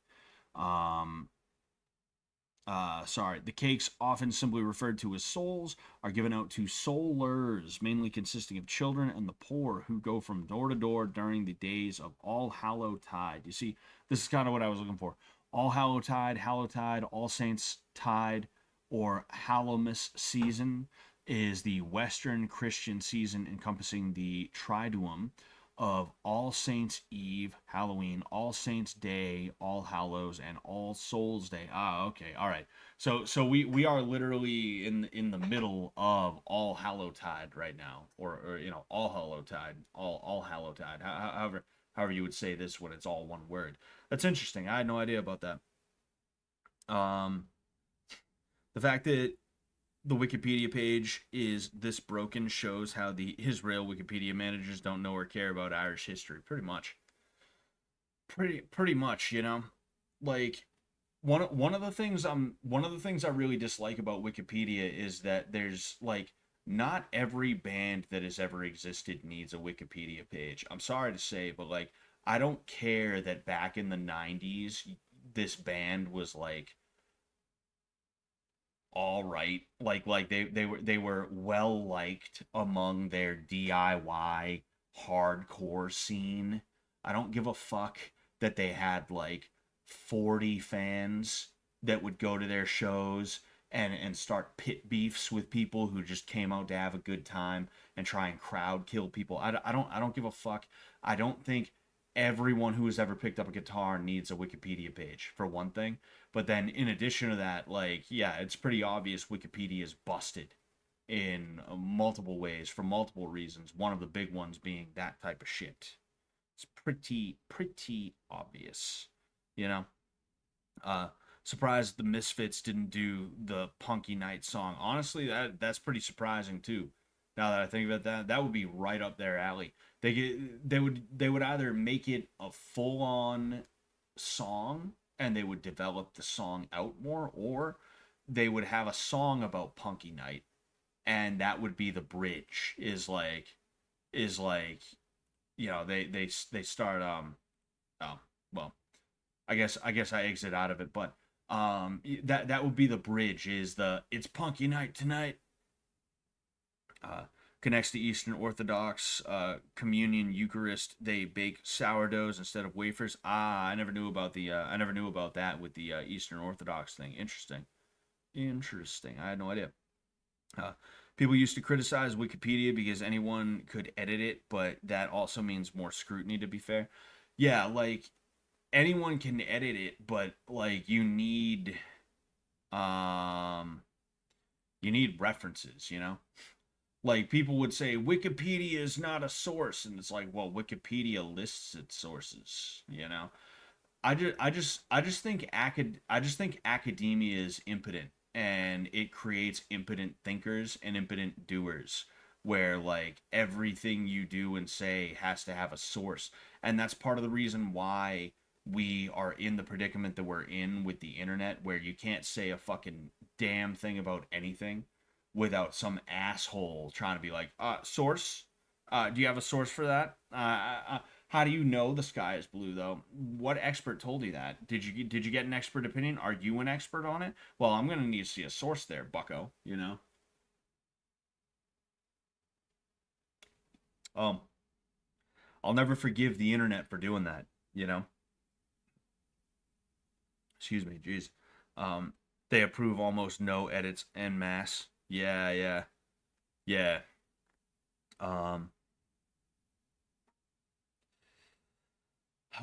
boy, shit's ridiculous. But um, I believe we did. Yes. Okay. So I want to take a look at the Celtic calendar. I'm just curious, right? We're not gonna go crazy reading through this whole thing. I just want to see if there's anything here. Um oh geez, they have like fucking they have everything, even the proto Celtic. They have that. That's pretty crazy. Um so Among the insular Celts, the year was divided into a light half and a dark half, as the day was seen as beginning at sunset, so the year was seen as beginning with the arrival of the darkness. At Calangaeaf, Samhain, around 1st November in the modern calendar, the light half of the year started at Calan half or Bilatine. Um, Around the 1st of May in the modern calendar. This observance of festivals beginning in the evening before the festival day is still seen in the celebrations and folkloric practices among the Gaels, such as the traditions of um, Ochi. Fuck. Somebody told me how to pronounce that, but I already forgot. What is blue? Color is a social construct. Oh boy. Yeah. Um, that's literally like academia. If college was not a thing, or at the very least, if Joe McCarthy finished the job and forced these people into camps, um, the communists, if he forced them into camps and things like that, if he went as far as he should have and forced them into camps, we would not have to deal with that kind of thing nowadays, you know? We would not have to deal with social construct bullshit, you know? But here we are. Oh, it's Iha. Okay. You see, it's tough because when I say CH, my mind automatically goes to the noise. You know? Um Fuck, what was I gonna do? Yeah. This observance of the festival's beginning the evening before the festival day is still seen in the celebrations and folkloric practices among the Gaels, such as the traditions of Ohi. Fuck, Iha. Iha, excuse me. Iha. Alright. Iha fuck. Whatever. You get what I'm trying to say. Among the Irish, um, and then among the Scots, you get this. You get this shit. Julius Caesar said in his Gallic Wars, the Gaulish Celts Keep birthdays and the beginnings of months and years in such an order that the day follows the night. Longer periods were reckoned in nights, as in the surviving English term fortnight, meaning 2 weeks, and the obsolete sennight, meaning 1 week. Jeez. The laws of Huel Dada, Dada, oh boy. In addition, surviving from the 12th and 13th centuries, make repeated references to periods of 9 days, rather than the 8 nights that make up the current word with Widnos. Either way.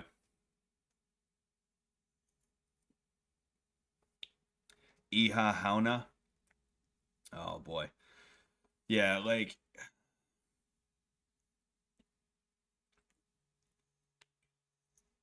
there's gotta be an easier way, man. With the Irish shit. There's gotta be an easier way than spelling everything like that all the time, you know?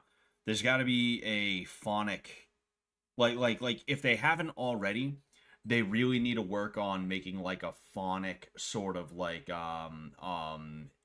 way to spell these words. That way you can at least understand and know them a little bit better, you know? Maybe you can it's, you know, it's just tough. It's tough, you know? All right, so we're going to look into the Celtic otherworld right now. I'm curious just how long this is. It's not crazy long or anything like that, but in Celtic mythology, holy shit. In Celtic mythology, the otherworld is the realm of the deities and possibly also the dead. In Gaelic and Brittonic myths, it is usually a supernatural realm of everlasting youth, beauty, health, abundance, and joy. It is described either as a parallel world that exists alongside our own, or as a heavenly land beyond the sea or under the earth. The other world is usually elusive, but various mythical heroes visit either through chance or after being invited by one of its residents. Interesting. They often reach it by entering ancient burial mounds. Burial mounds? Jeez, I can't even read English anymore. Burial mounds or caves, or by going underwater or across the Western Sea. Sometimes they suddenly find themselves in the other world with the appearance of a magic mist, supernatural beings, or unusual animals. An otherworldly woman may invite the hero into the other world by offering an apple or a silver apple branch, or a ball of thread to follow as it unwinds. The other world is usually called, I ain't even gonna bother, and Avalon in Arthurian legend. Interesting. Avalon. I always wondered what Avalon meant. I always wondered what Avalon meant. I never knew that, because you see places that call themselves Avalon. You know, um, in Irish mythology, it's Tir na Nog. Tir na Nog. Holy fuck. Uh, there is also Mag Mel and Eamon Oblak. Oblak. Tech Duin, the last of which is where the souls of the dead gather. You see, this is why I didn't want to get too far into the weeds with the Irish mythology thing, because you see how right. It's one of the names for the Celtic otherworld, a mythical realm achievable through death and or glory. Unlike the underworld in some mythologies, Magmel was a pleasurable paradise identified as either an island far to the west of Ireland or a kingdom beneath the ocean. Right here, a mythical island paradise in Irish mythology is often regarded as the realm of the sea god. Uh, fuck that. And identified with either the Isle of Man or, less plausibly, the Isle of like, you see how like you click one thing and now there's three extra things that it's like, oh, and it could also be talking about this, or this is another example, or it's that's why I skipped over the whole mythology thing, because I was like, I don't know if I'm prepared for that, you know. I don't I don't know if I'm prepared for that, you know. Um Simpsons season tomorrow. Uh-oh. Uh-oh. Simpsons season. I was thinking about doing Fortnite tonight, the Fortnite Halloween thing, but we'll see how that goes. We're a little under 2 hours into this. I do gotta carve the pumpkin. We're gonna look a little bit. We'll go ahead. We'll read the Irish mythology, right? Even though I'm gonna butcher every single name. We're gonna read a little bit about the Irish mythology, right? And then I'm gonna go ahead. I'm going to gather my things for the pumpkin carving. Is what I am going to do. Um, so Irish mythology. In Irish mythology, the otherworld has various names. Names of the otherworld or places within it include Tir Nail, Tir Tarnger, fuck, Tir na Nog, land of the young, land of the youth. Oh yeah, land. So this is the other land. Then there's the land of promise or the promised land. Then there's land of the young or land of youth. Tir Fotuin, land under the wave. Tir Nambeo, fucking land of the living. Do you see what I'm talking about? How many of these are there? How many of them do they need? How many of them do you guys need? Magmel, Plain of Delight, Mag Findargat. Shit, man. The White Silver Plain, Mag, whatever this one is, the Silver Cloud Plain, the Multicolored Plain, the Gentle Plain, possibly the Isle of Apples. For those of us that really don't like doctors. Um, do you see now why I'm like, nah, we can skip over the Irish mythology. Um, it is described as a supernatural realm where there is everlasting youth, beauty, health, abundance, and joy, and where time moves differently. It is the dwelling place of the gods, the Tuatha De Danann, as well as certain heroes and ancestors. It was probably similar to Elysium of Greek mythology, or the Elysium of Greek mythology, and both may have shared origin in ancient Proto-Indo-European religion. You see, it's like I said, a lot of these cultures are distant cousins. Some of them not so distant. The other world is elusive, but various mythical heroes such as Cuchulainn, Fionn, and Bran visit in either visited either through chance or after being invited by one of its residents. In Irish myth and later folklore, the festivals of Samhain and Beltane, Beltane, okay, all right, are liminal times when contact with the other world was more likely. Uh, excuse me. In the tales, the other world is often reached by entering ancient burial mounds, such as those at Brunaboyne and Knock Mia, Knock Mia. I shit. Anyway, these were known as otherworld dwellings and were the dwellings of the gods, later called the Aushi, or the down the just the otherworld folk. Irish mythology says the gods retreated into this place when the Gaels, uh, Milesians, hmm, hmm, hmm, gonna look that one up later. I'm gonna look this one up on my own time though. Took Ireland from them. Excuse me. In some tales, the other world is reached by going under the waters of pools, lakes, or the sea, or else by crossing the Western Sea. The Irish Imrama, or in Irish, Imrama, voyage tales, a beautiful young otherworld woman, often a excuse me, a beautiful young otherworld woman often approaches the hero and sings to him of this happy land.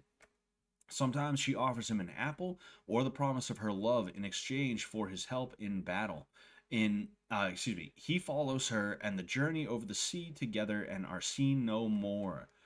Their journey may be in a boat of glass, in a chariot, or on horseback, usually on a white horse, as in the case of the goddess Neve or Neve of the golden hair. I know how to say this one because I actually grew up with a girl named Neve. Um, I know it's not Neum or anything like that. You know. Um, some yeah, I grew up with a girl named Neve. I grew up with a girl named Siobhan as well. The Siobh type shit. So I can say those ones fine. I can say those ones fine. I'm all good on those ones. It's like Scientology. We can only tell you about the other planes after you donate a certain amount. Ah, yes, yes, that sounds about right. There's the Irish Xenu. Excuse me. Julius Caesar had seizures that gave him prophetic visions of his empire and reign. Was portrayed by Brutus and impaled. Julius Caesar, Jesus Christ, JC, Brutus equals Judas. Um, Julius assassinated 44 BCE. Um, hmm. I mean, it's interesting. Interesting. Um,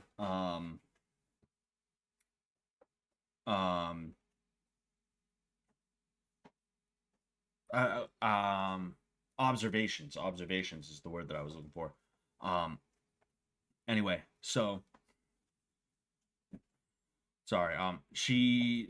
Oh no, wait, yeah. So sometimes the hero returns after what he believes is a short time, only to find that all his companions are dead, and he has actually been away for hundreds of years. That's kind of funny. You see that kind of thing in cartoons and stuff like that, where people are like, "Oh, hey," either that or it's the opposite, where like I remember there was an episode of a not Family Guy, American Dad, where Klaus the fish, who has the brain of a an East German skier.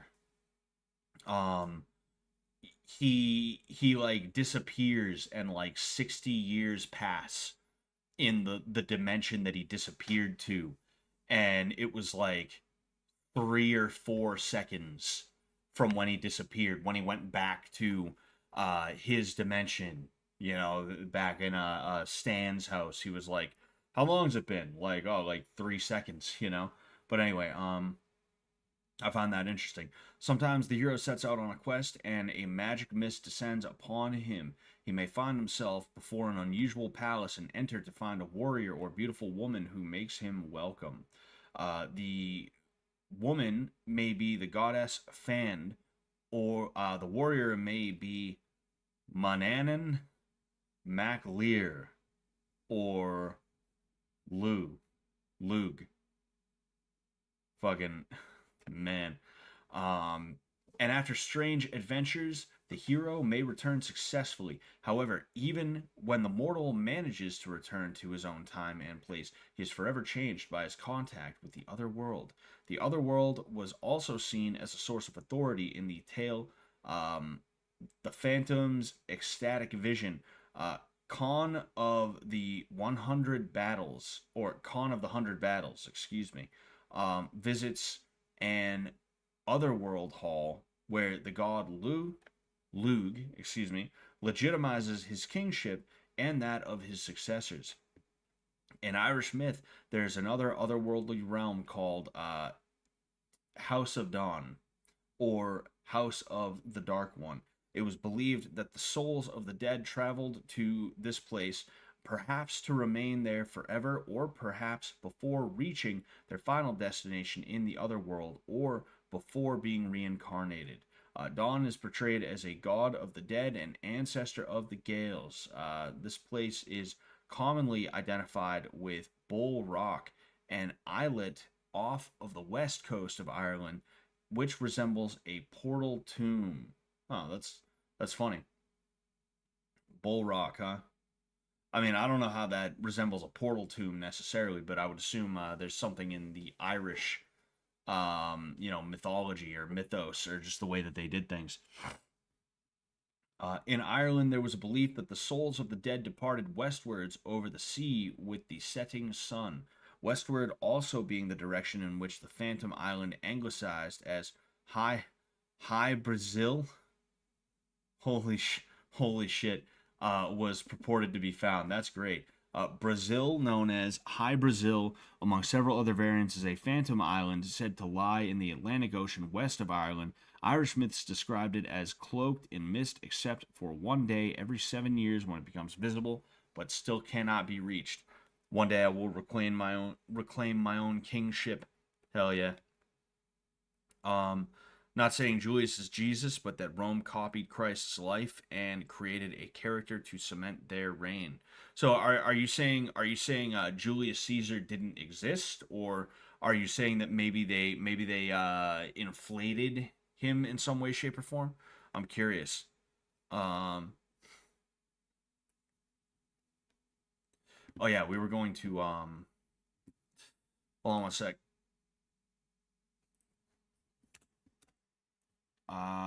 We're gonna look up some stuff, right?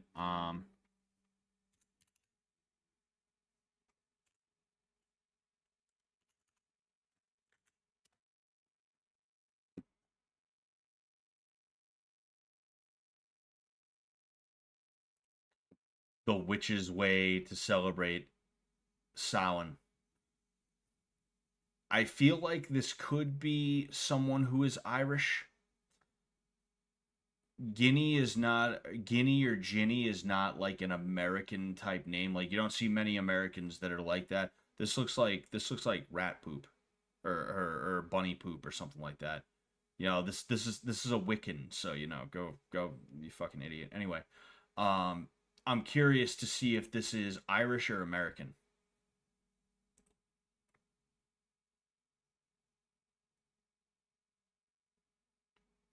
Would you look at that? Would you look at that? Would you look at that? Our good friend Stardust right here. Right here. Hello, people! I'm Ginny Metherell, and I am a fourth generation witch. Today, I wish to She's discuss one of that your fucking. amazing Witches' Sabbat, one of the biggest She's fucking your guy's problem, not ours. She's your guy's problem, not ours. Alright, you guys can keep this bitch. of the year because it marks the start of the new year. And for those of you who don't know, we call it Samhain.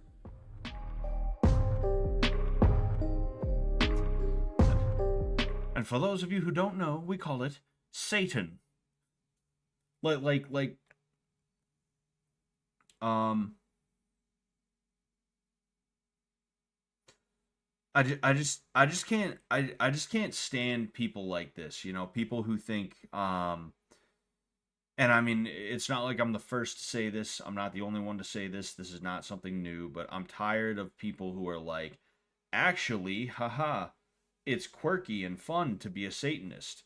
It's quirky and fun to do things in like ways that are like stupid and weird and annoying, you know? Um it's just like it's women who want to feel like they're the main characters. It's women who want to feel like they are special. They want to feel like there's some kind of secret sauce that they have that you don't have because you're not like them. Um, and it's just, it's just gross and annoying.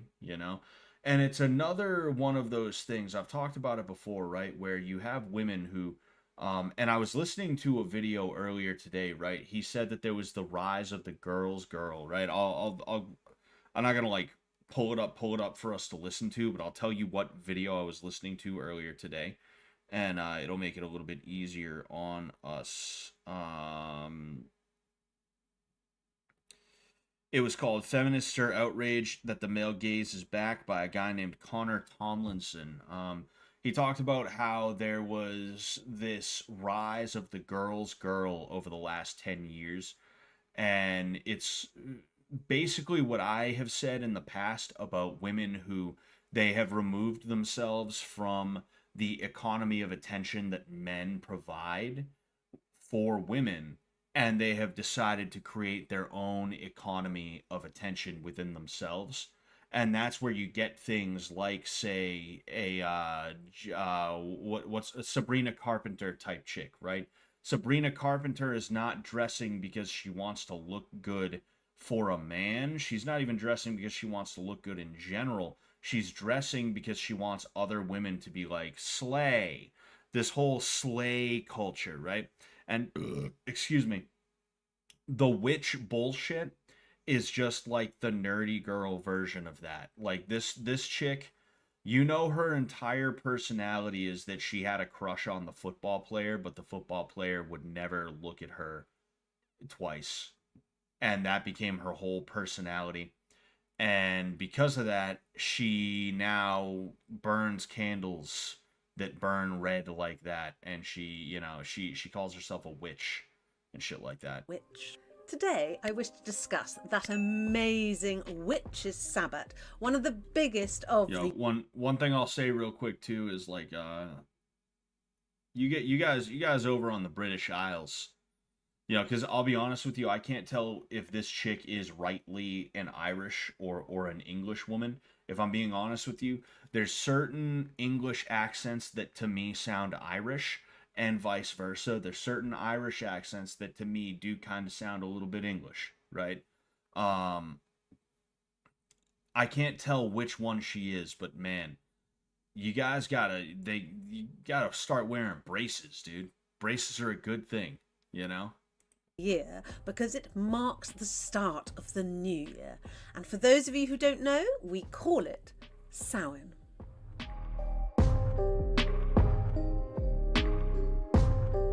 Again, like her whole thing, right, is again, she was a nerd and she liked the football player, but the football player didn't like her back.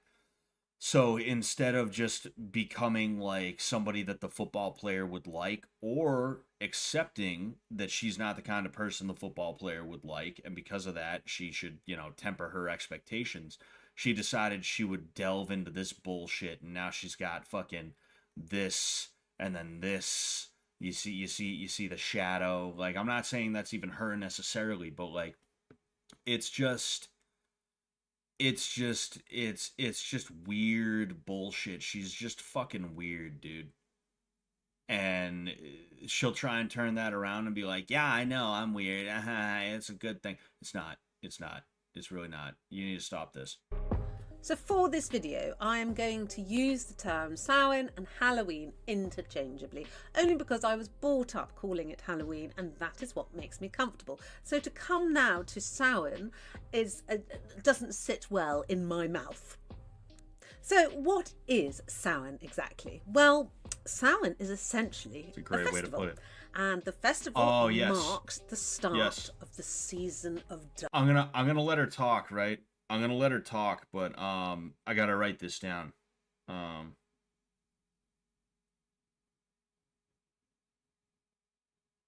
there we go. Darkness. I don't want to keep interrupting her every 2 seconds. I want to listen to a little bit of what she has to say. 31st of October and finishes at dusk on the 1st of November. Of course, it is the birth of the new year. It starts at dusk because, as all births do, they are started in the dark and brought into the light.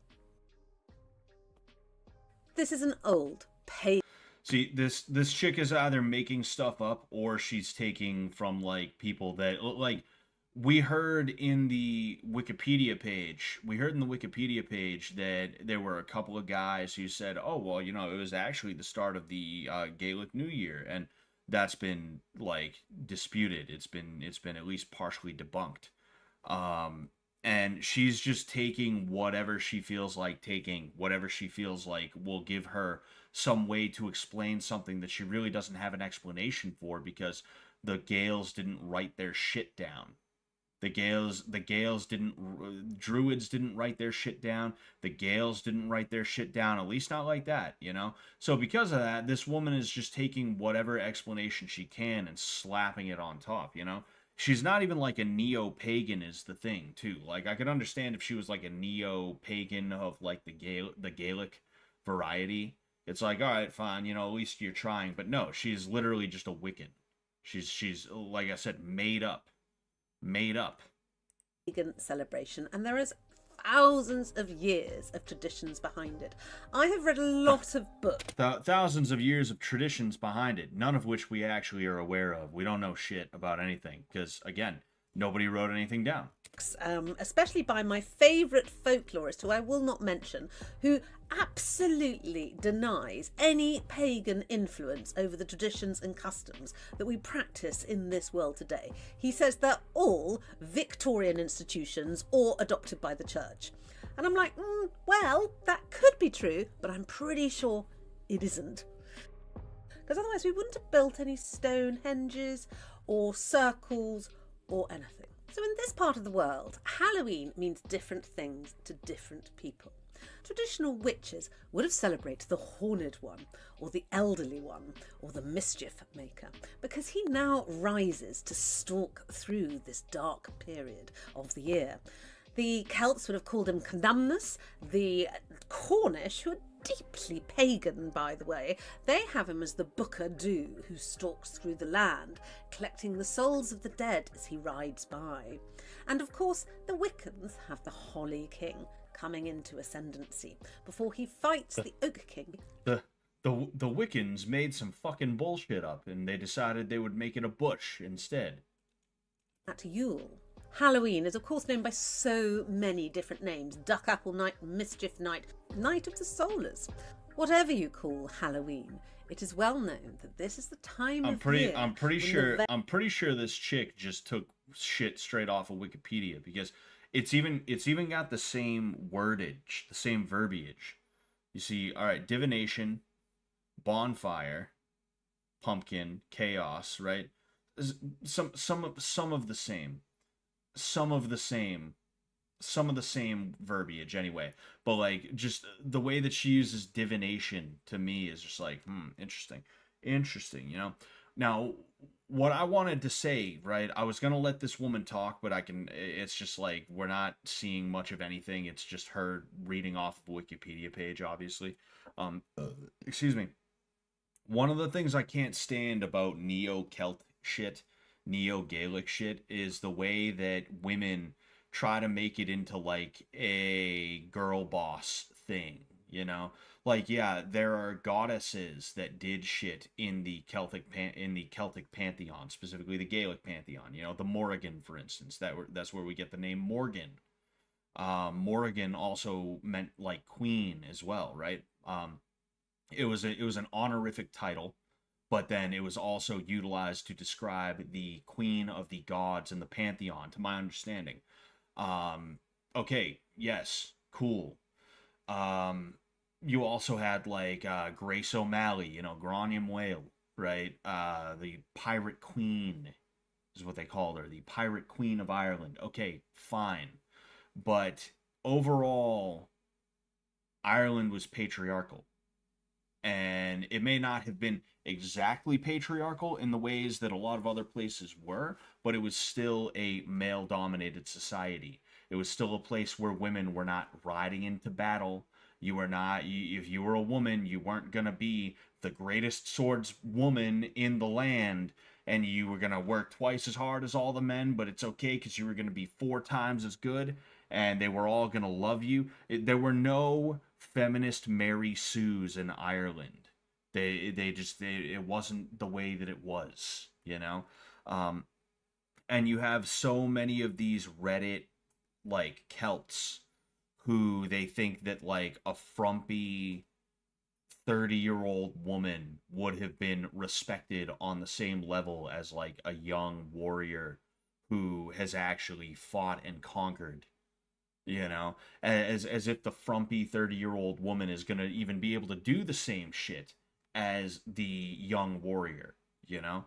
It's frustrating and it's stupid because every time I hear a woman speak about anything Gaelic, I just automatically know where it's going to go.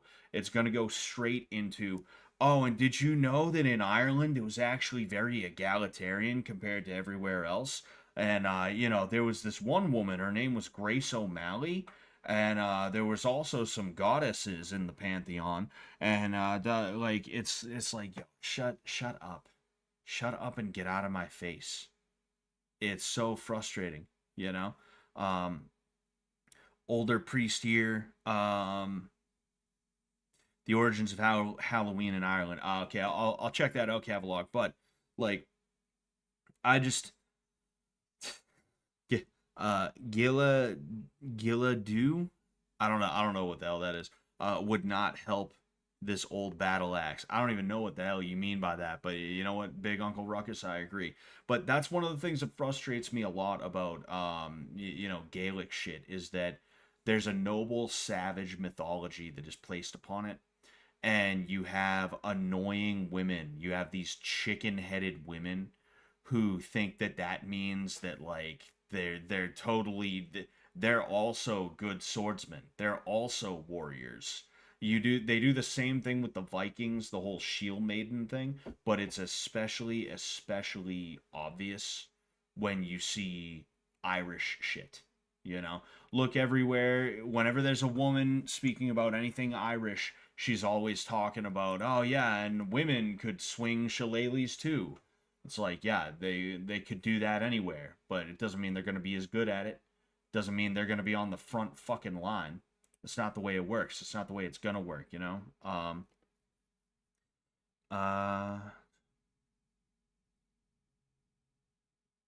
Whatever. I'm curious about this. That's interesting. Thousands of years ago on the island of Ireland, as the harvest met the winter, the boundary between worlds became blurred. Spirits were said to walk the earth and carry the living off to the other world. But one brave villager found a way to walk unafraid.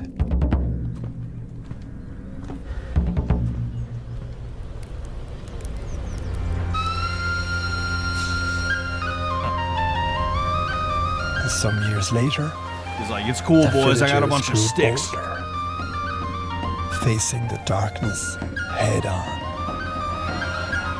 And over many years, a tradition was born. Visit Ireland, the home of Halloween. Halloween. Yeah, like this chick right here, fucking I would assume that's like Claw. Like I don't know how to pronounce her name, but I guarantee you this chick right here is like when you go to her exhibit, she talks all about how, and actually women were leading everything. Women were the leaders of the nation, and men were just big dumb idiots who were beating each other with sticks. And women were the ones keeping things going and doing everything. I guarantee you, you know.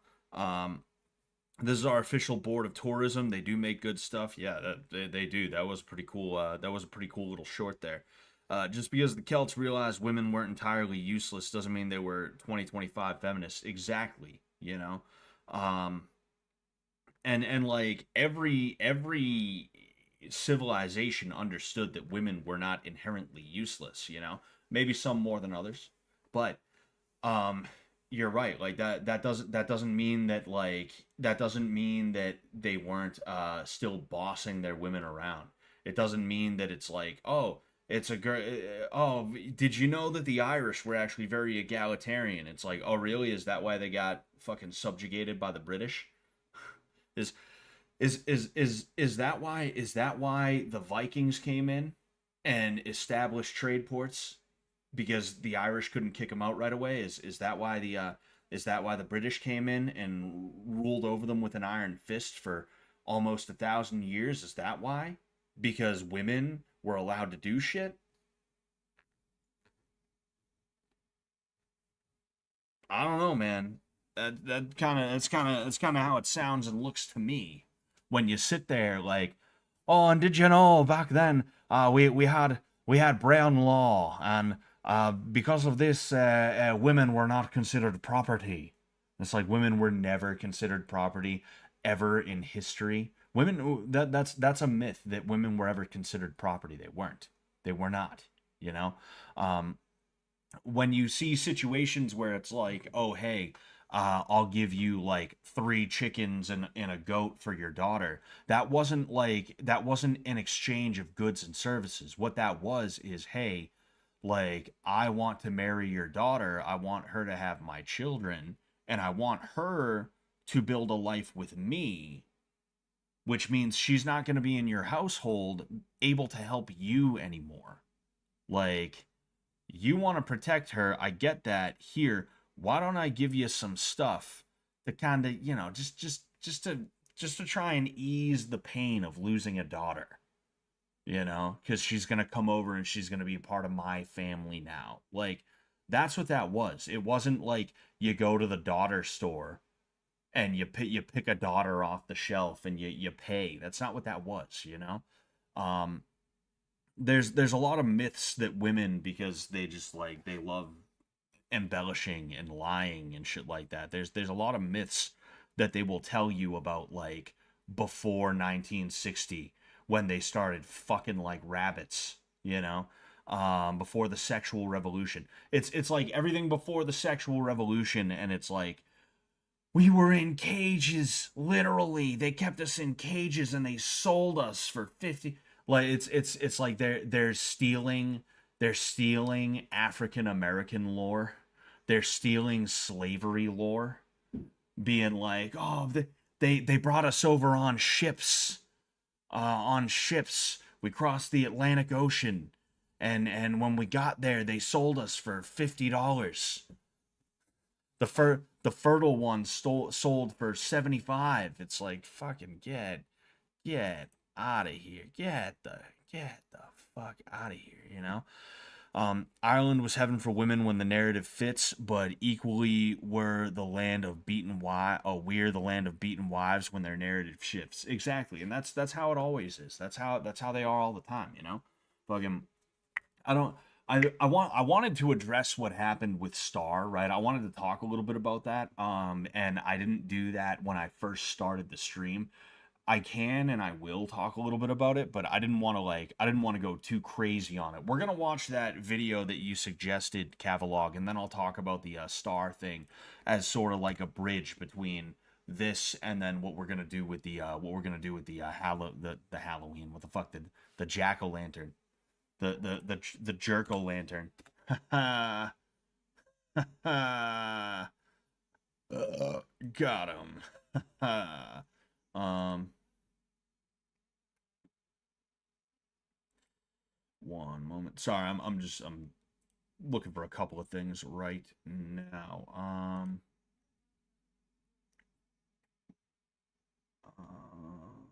Yeah, I could probably end that fucking poll at this point. I think we're good to end the poll, you know. The Irish were indentured and they didn't bitch about it. God bless the Irish, yeah. Anyway, they still got wives in stock, exactly. Fellas, I'm going to the daughter store. You want anything? Hell yeah. Man, if the daughter store was real, I'd have like 12 maxed out credit cards. Yeah. Oh boy. Anyway, what was that video you told me? Oh yes, oh yes, oh yes, oh yes, oh yes, oh yes, oh yes, oh yes, the origins of Halloween in Ireland. Okay, the origins of Halloween in Ireland. Yes. You said it was by CR Video Vault. Okay, CR Video Vault. I'll scroll down just a little bit before I... Yeah, okay, so CR Video Vault, Video Vault.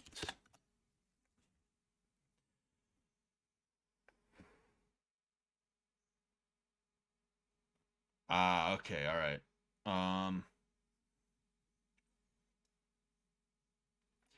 It's... There's a couple of them is the issue. Catalog. There's a history of Halloween in Ireland from 1979. There is the origins of Halloween in Ireland, 1991. There is an origins of, Halloween Ireland, 1995. None of them are really that long. I just don't know which one to watch necessarily, Oh, Father Sean O'Dunn. I would assume it's this one. Hello and welcome to our Halloween edition of Would You Believe? I'm sure every house in the country has had visits this evening from masked ghosts and it's a little goblins low. seeking help for Halloween parties. They might think that all that is a purely pagan festival, but actually is closely linked with Christianity. And here to tell us something of those connections is Father Sean O'Dunn, a Benedictine monk who came out from Glenstall, not on your broomstick, Sean. He's just hanging out. Sean, is there a sort of dancing at Lunasa about all this kind of thing? So the misty meeting between pagan and Christian worlds. Okay, Yes, I got it it right here. certainly is. That's good. Samhain, Halloween, is a very significant date in the Celtic calendar because the Celts, as far as we know, divided their year into two halves. The dark half going from Samhain to Bealtaine, that's the first This of dude May, looks like Sean and the Penn bright just a little half bit. from Bealtaine to Samhain. That's sort of the old year on the news. Yes. So that tonight is actually New Year's night. We begin the year tonight.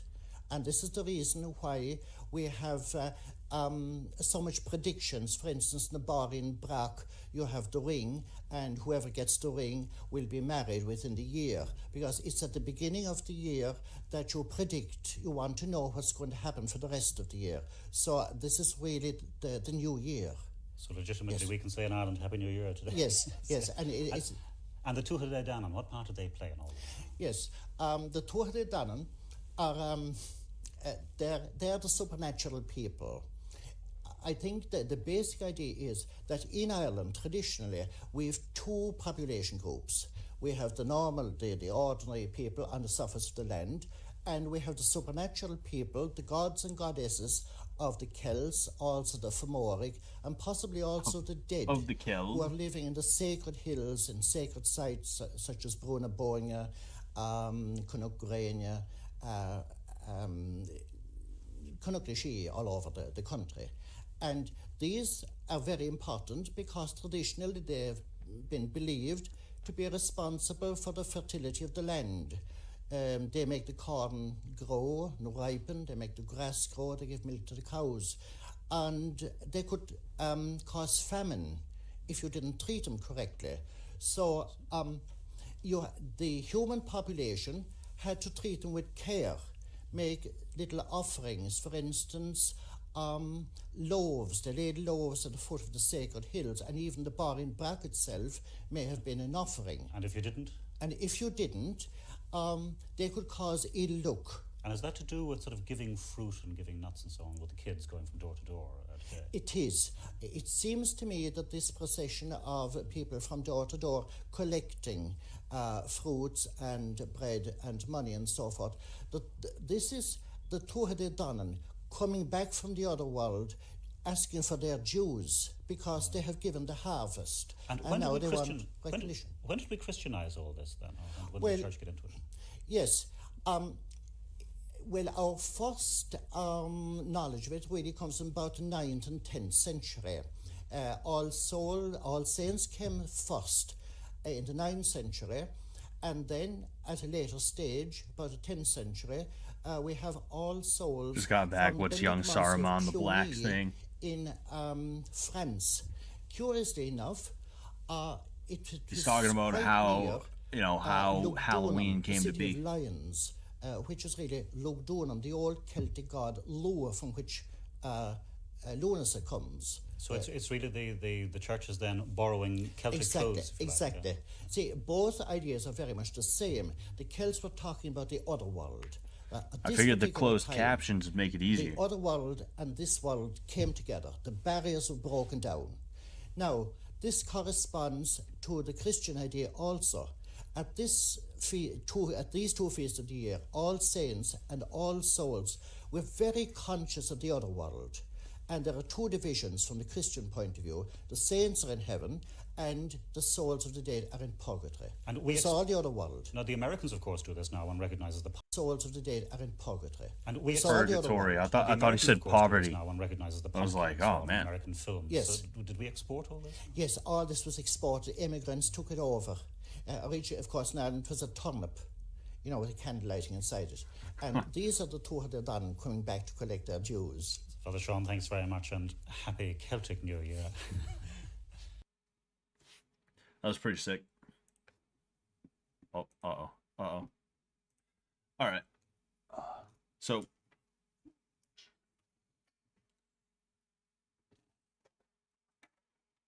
what the fuck?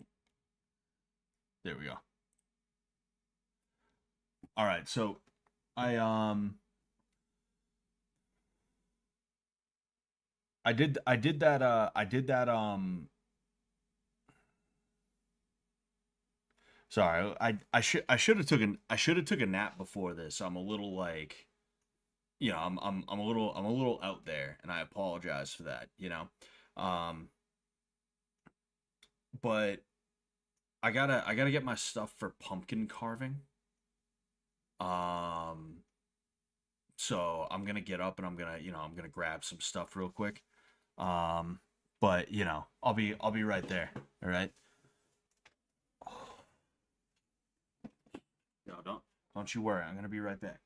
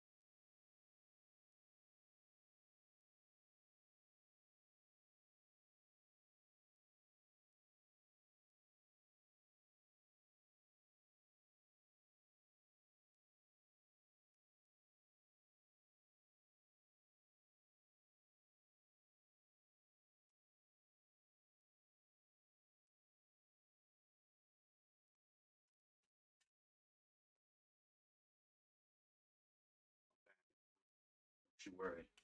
Don't you worry, ladies and gentlemen. I'm back in the room.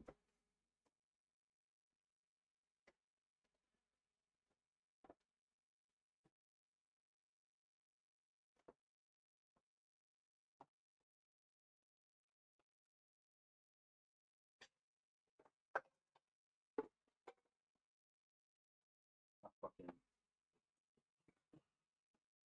All right.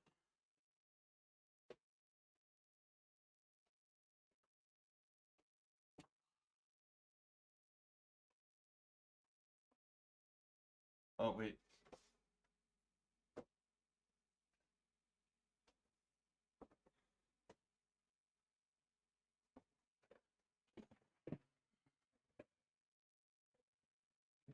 So the question the question is, how am I gonna fit this here? I think what I shall do is move this here and then down more. Huh. Hmm. Hmm. Yeah, no. I'll move it back a little bit. Yeah, that's not terrible. What I'll do as well, I can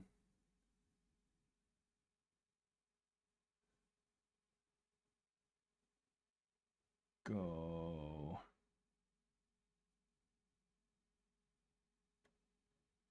Where is it?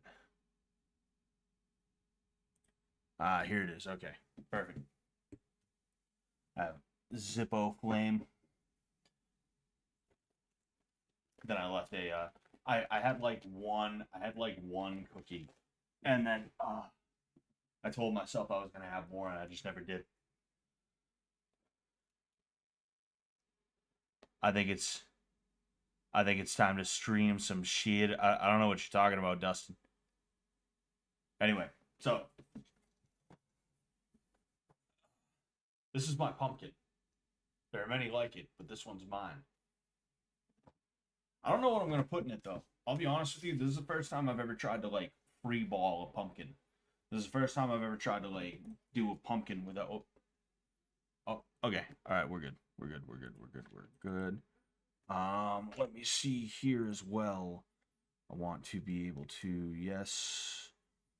Thinking we're good there. All right. I want to see what'll happen if I write with this on it. I want to see if it'll, yeah, so I can write with this. I just don't know what I'm going to put on it, all right? I need ideas. I need ideas is the thing. All right? I need ideas from you guys, you know? I'm going to give it a second. I'm going to let all 10 of you, all right, if any of you have any ideas as to what you want me to put in this bad Larry, I'll go ahead, you know? I hope you guys can hear me all right, dude. I seen Greg's pumpkin. I was pleasantly surprised. I haven't seen Greg's pumpkin. What's it looking like? I'm curious about that. You know, fuck it. I'll look it up. I'll look it up.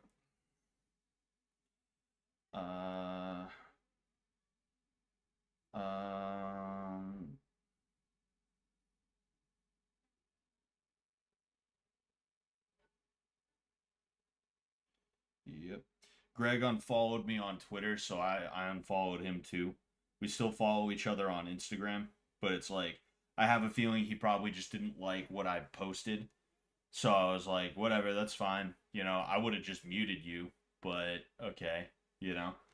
That's Greg's thing is he's I don't think he realizes sometimes he's uncompromising in a way that doesn't like benefit anyone. It just kind of pisses people off. Yeah, you know.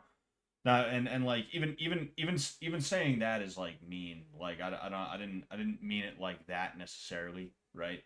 But like he's very strong-willed even when it's a situation where it's like, okay, you know, I think you can dial it back a little bit, you know. But anyway, I'm looking for his pumpkin. I can't quite find it.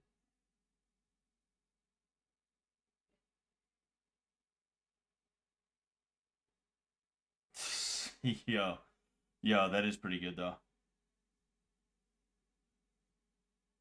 That is that is pretty good.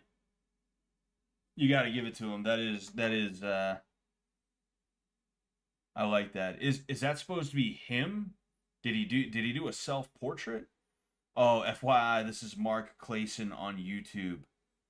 Okay. Who the hell is Mark Clayson? I'm curious. Let me figure that one out. Mark Clayson. American Engineer? I don't think that's who they were. I don't know, maybe it is. Maybe it is cuz that definitely this guy definitely looks like the guy in the thing. I'll say that much, you know. Um Holy shit. His pumpkin was meant to be someone, but I don't know who it did look good though. Yeah, no, it definitely looked good. Tom Aspinall's right eyeball, Private Joker's Warface. Oh man, big eyes. His pumpkin. Oh, duh, I just read that. Who the fuck knows? Probably probably a sandal designer or something. Um, man, but yeah, I don't know. Well, I'm trying to think about it, and I'm also letting you guys give me ideas too. You know, if anybody has any other ideas, feel free to mention. But I wanted to talk about the Star thing. Me and Star, we're cool, right? I like Star. I think she's all right. You know, I dig her sense of humor and stuff like that. I'm just what's it called? You know, I'm very careful about what I say and how I say it. You know, because after spending years in the activist scene, I know that when you make jokes, yeah, sure, your people will laugh, but what will happen is the people who are against you, they're going to take that joke, they're going to purposefully misconstrue it as though it was 100,000% serious, and they're going to use that to drive some kind of policy or some kind of action against you. You know, that's what the whole OK symbol thing was. That's what Pepe the Frog was to a certain extent. That's what a lot of these joke memes from a little under 10 years ago were.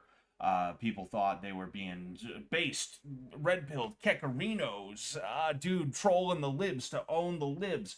And they got blown the fuck out for another like 8 or 9 years until the left got so preoccupied with Israel that they stopped giving a fuck about like cancel culture and stuff like that, because that's what happened.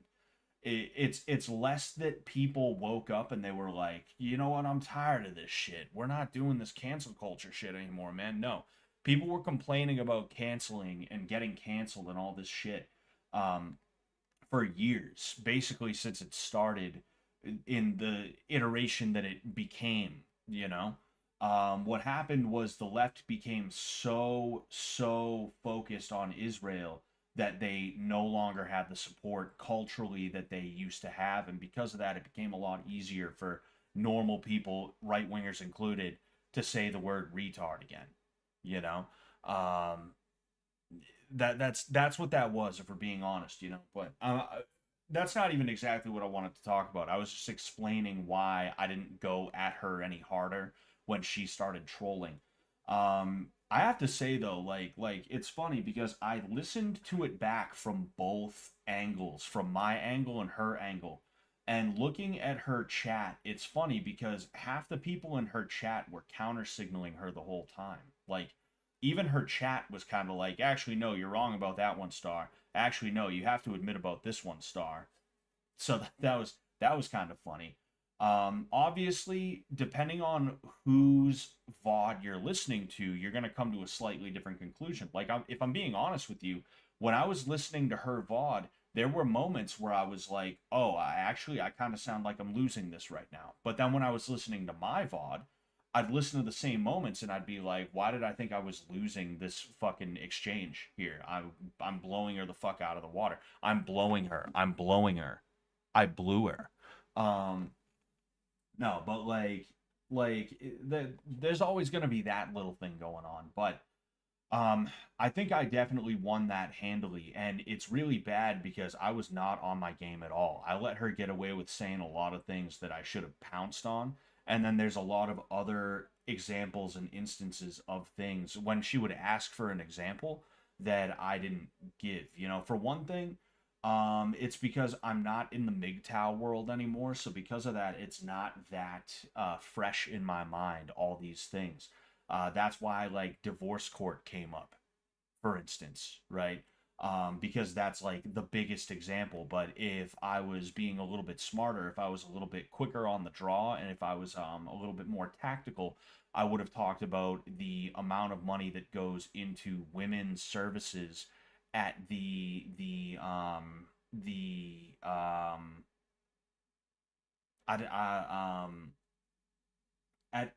harm of, to the harm of men's services, the disparity in how domestic violence is treated, like, etc., etc. There's a bunch of things that I was listening back when I was specifically listening back on my end. I kept thinking, why didn't I say this? Why didn't I bring this thing up? Oh man, I can't believe I forgot this and that and this and that. So the fact that I did as good of a job as I did when I was not doing a very good job in the first place, and I was still able to pull that out, it's like, well, I mean, hey, you know, my chat was on my side, her chat was on my side, so that's cool. That's good. But yeah, Celtic Cross Pumpkin. You know what? You know what? I might just do that. Yeah, Cavalog, it's the last stream that I did before this one. It was on Tuesday. I did a stream on Tuesday, and then I was going to do Wednesday, but I was like, no, actually, I'm going to take Wednesday off as a means to kind of just, like, you know, just look forward to the Friday stream, to the Halloween stream. And here we are now, boys. Here we are now. I got to find you know what?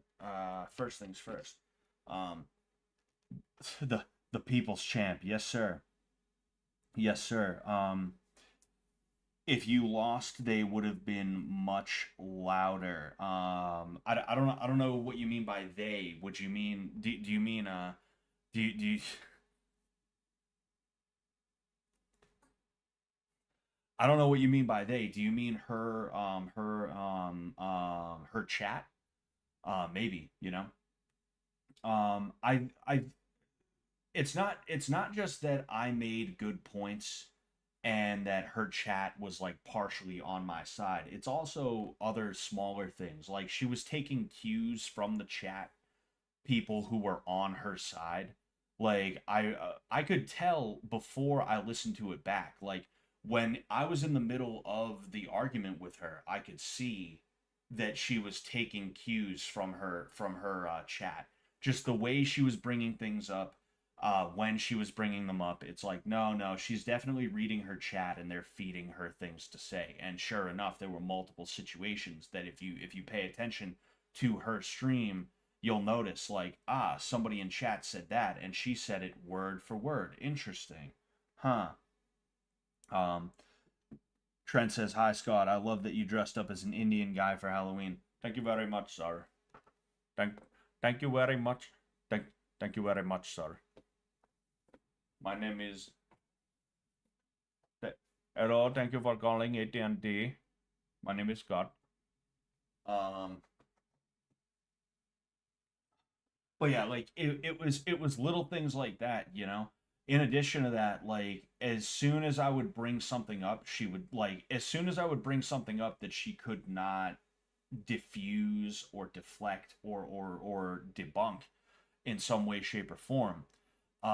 As soon as I brought something like that up, she would immediately go into the troll thing, and this is a move that women love to do, right? Right, baby? Women love to do this. Fucking women love to act like they're being serious about something.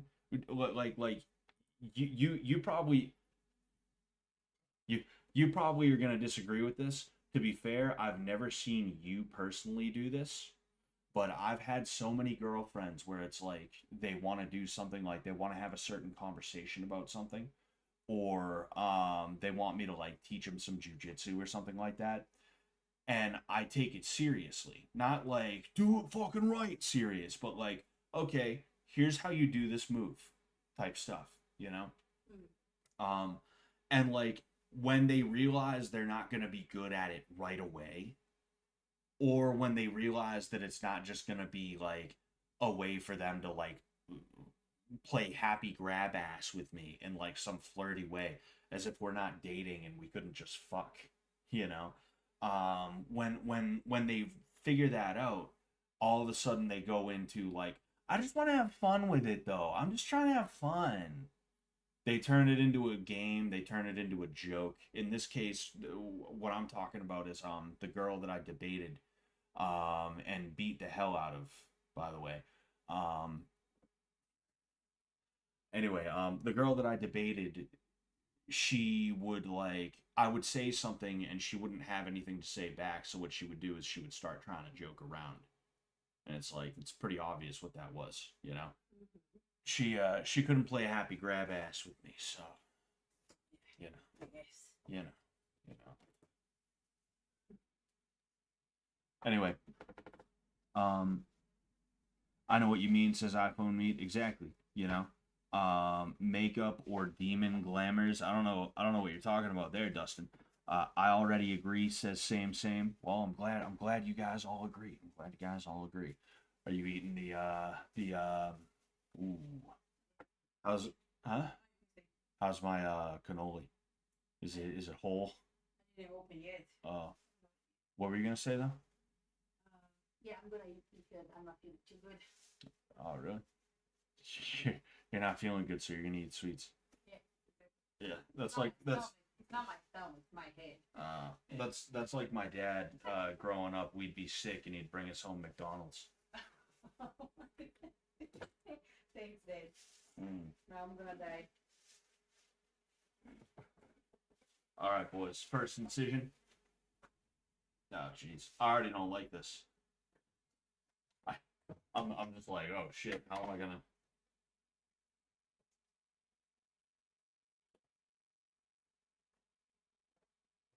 See, this is not a very sharp knife, if I'm being honest here. So because of that, it's like, And I learned that it's better to cut from the bottom if you can.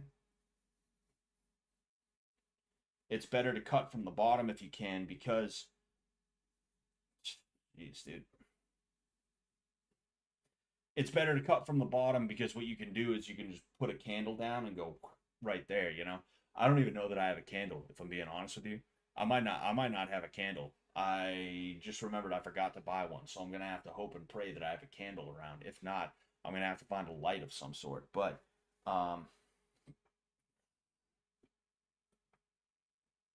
yeah, let's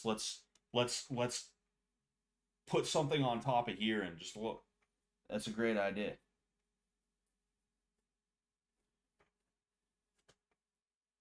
All right, so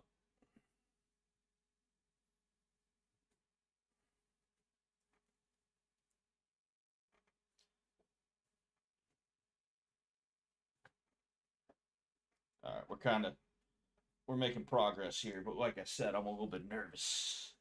I'm a little scared, guys. I'm just a little bit scared here.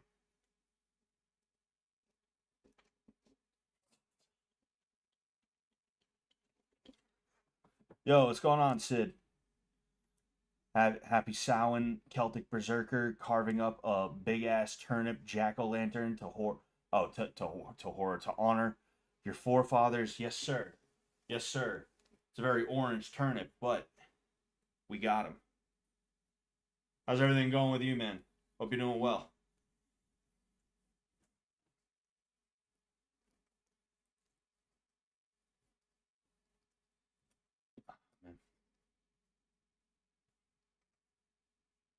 It's just like having it right here and having to like work. I'm just like, oh shit. Oh no, oh no, you know? It's like nerve wracking.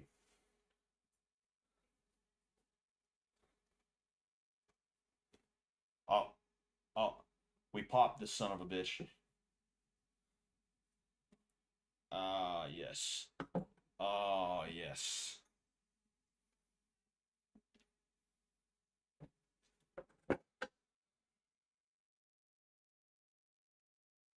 There's something kind of unsettling about looking on the inside of it. I don't know what it is. What was I gonna say? I'm not a big fan of pumpkin. I don't know about you guys, you know? Like pumpkin spice, pumpkin pie. I've just never been a fan of it, you know? I think I'm but by the way, Sid, I don't know if I actually said thank you for the $5, but thank you for the $5. I don't know if I actually got around to being like, thanks for the five, but thank you. Thank you for that, man. Just in the mend from a long ass sick month, tired of being sick and tired, my guy. Oh yeah. I know all about that, you know? It's no bueno. No bueno. But yeah, I've never been a pumpkin guy. Never been too big of a fan. I think I think chocolate is just I love chocolate too much, you know? I think that's really what it is.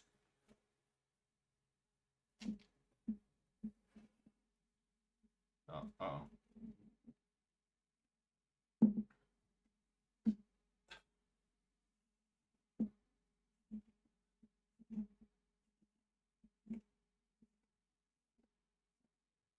I don't want to have to use my hands, but I might have to.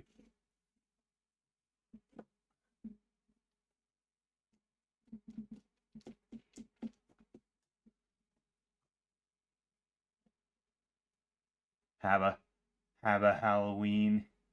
Oh, happy Halloween, everyone. You too, man. You too. Come on. Fuck it. I'm gonna just have to use my hand. Yes.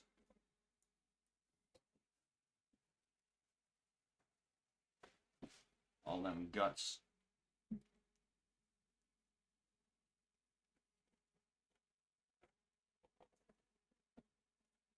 Oh, yeah. Big Uncle Ruckus. My woman had a pumpkin flavored Alani energy drink, and it tasted like a mesh bag of pine cones at Christmas time. Yeah, like that's a good way to describe it. You know, it tastes like it doesn't taste like you would expect it to taste. I'll say that much. You know. I don't know why women love the hell out of it. This beats the hell out of me. You know. Oh, somebody deleted some messages there. Someone retracted some messages. I'm curious what they said. Oh, okay. I see. Scott, I'm glad you didn't end up as some people who post on r/kitchen cells. I can only imagine. I can only fucking imagine. You know. I was thinking, no joke. I was thinking about visiting 4chan, the X board, at some point in the night, just to dick around. And then I don't know, maybe since we're on 4chan, maybe I'll stop by the fish tank threads and see what they're doing, see what they're up to on there. Probably nothing good. Probably nothing good, but you know, we'll see. I admitted to checking in. I admitted to checking in a couple of weeks ago, maybe even a month ago at this point.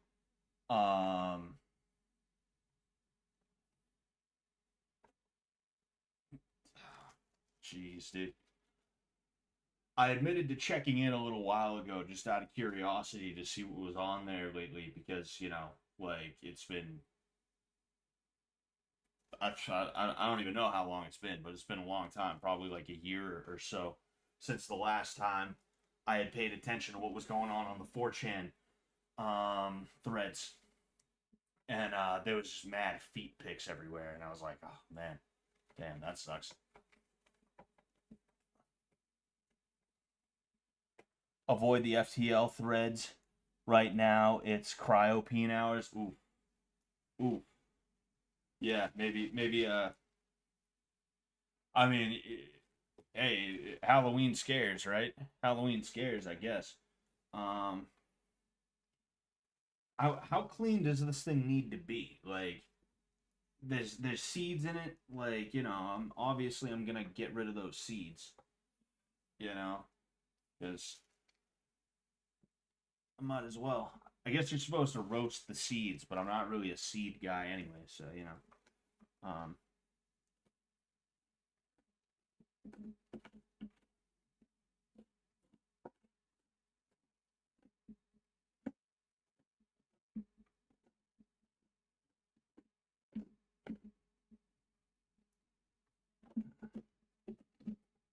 All right, I think we're making progress. I think we're making real progress now.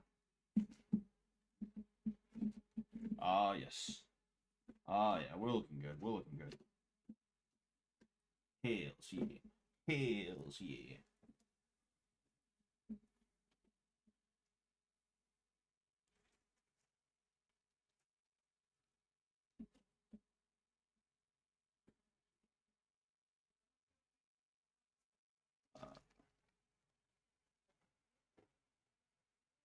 Uh, uh-oh.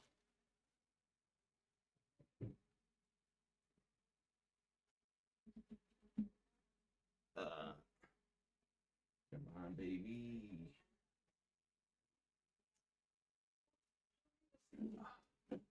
I can't wait to keep this thing in my room for 6 weeks.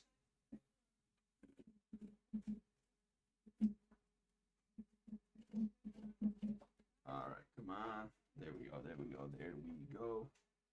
We're just about good. I think I'll flip it over and I'll see if I can get because there's still some fibers in there that if I can get I will.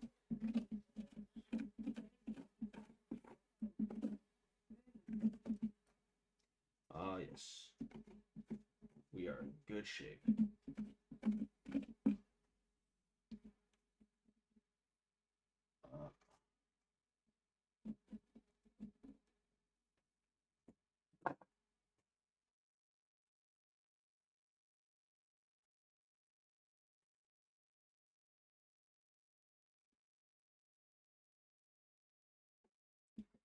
that's, I mean, it's not like clean, but you know, it's not clean as a whistle, but I think it's clean enough, you know.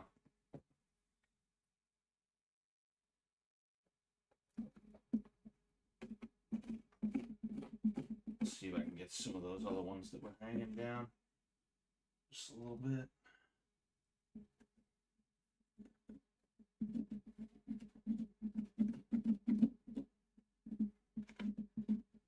All right, good.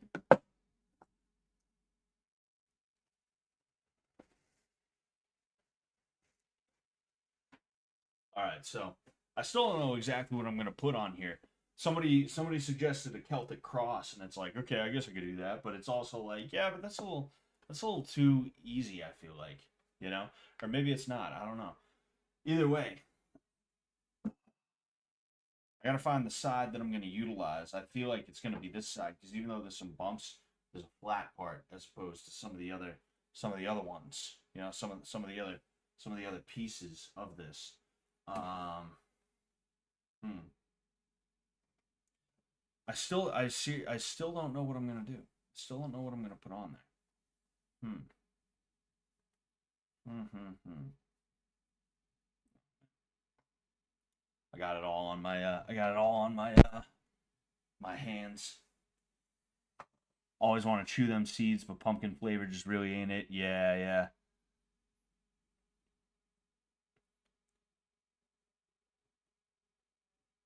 All right.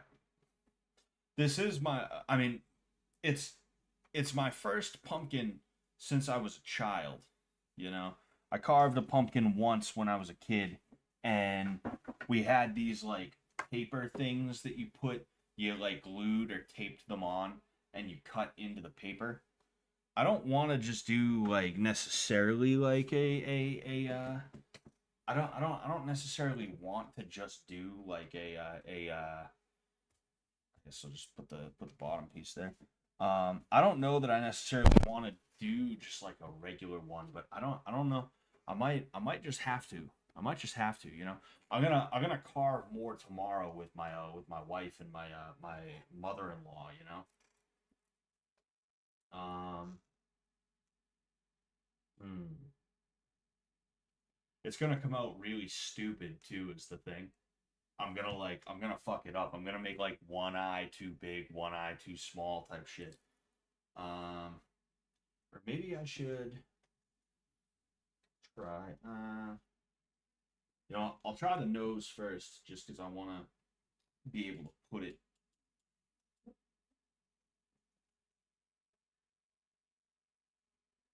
Jeez.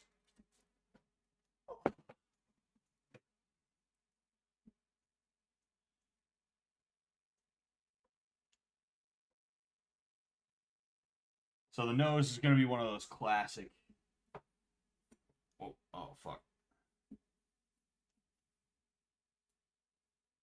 Mm,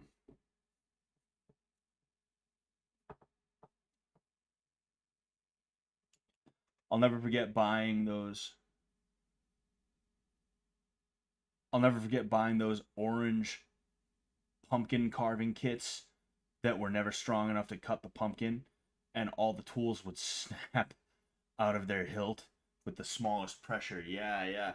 I'm surprised at how resilient these pumpkins are in the first place, you know?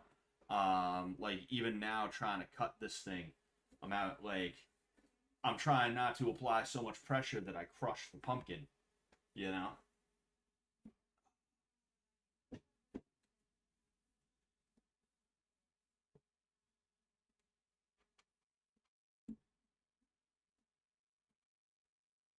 There we go.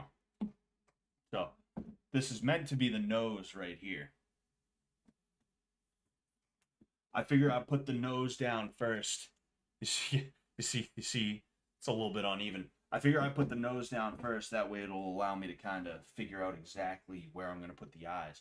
Now, when it comes to the eyes, that's the challenge because, like I said, this is not exactly the best tool that I could have had for carving. So it's like, do I want to just do a triangle or do I want to try and fuck around with the eyes a little bit more, you know? I think maybe I'll try and fuck around with the eyes a little bit more. but it's gonna be a tough one, you know.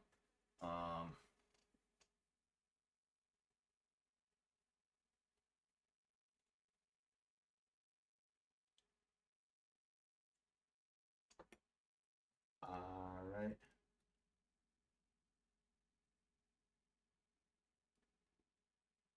Let's go here. And then so what I'm going to try and do, I'm going to try and go straight line, and then I'm going to go 1, 2, 3 to the best of my ability, you know, and then I'll see if I can do the same on the other side.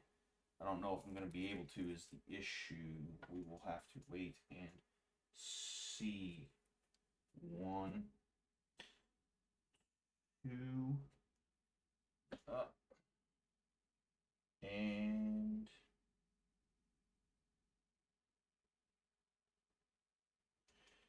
3. I think I might have it. Might have it. Potentially. Let's see. Oh, fuck.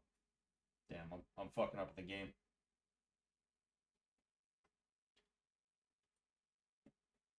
Ah, shit.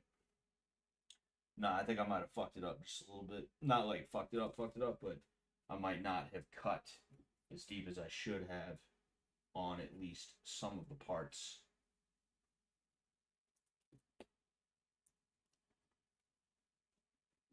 Okay, so that's good. That should be good. See if I can't. Oh.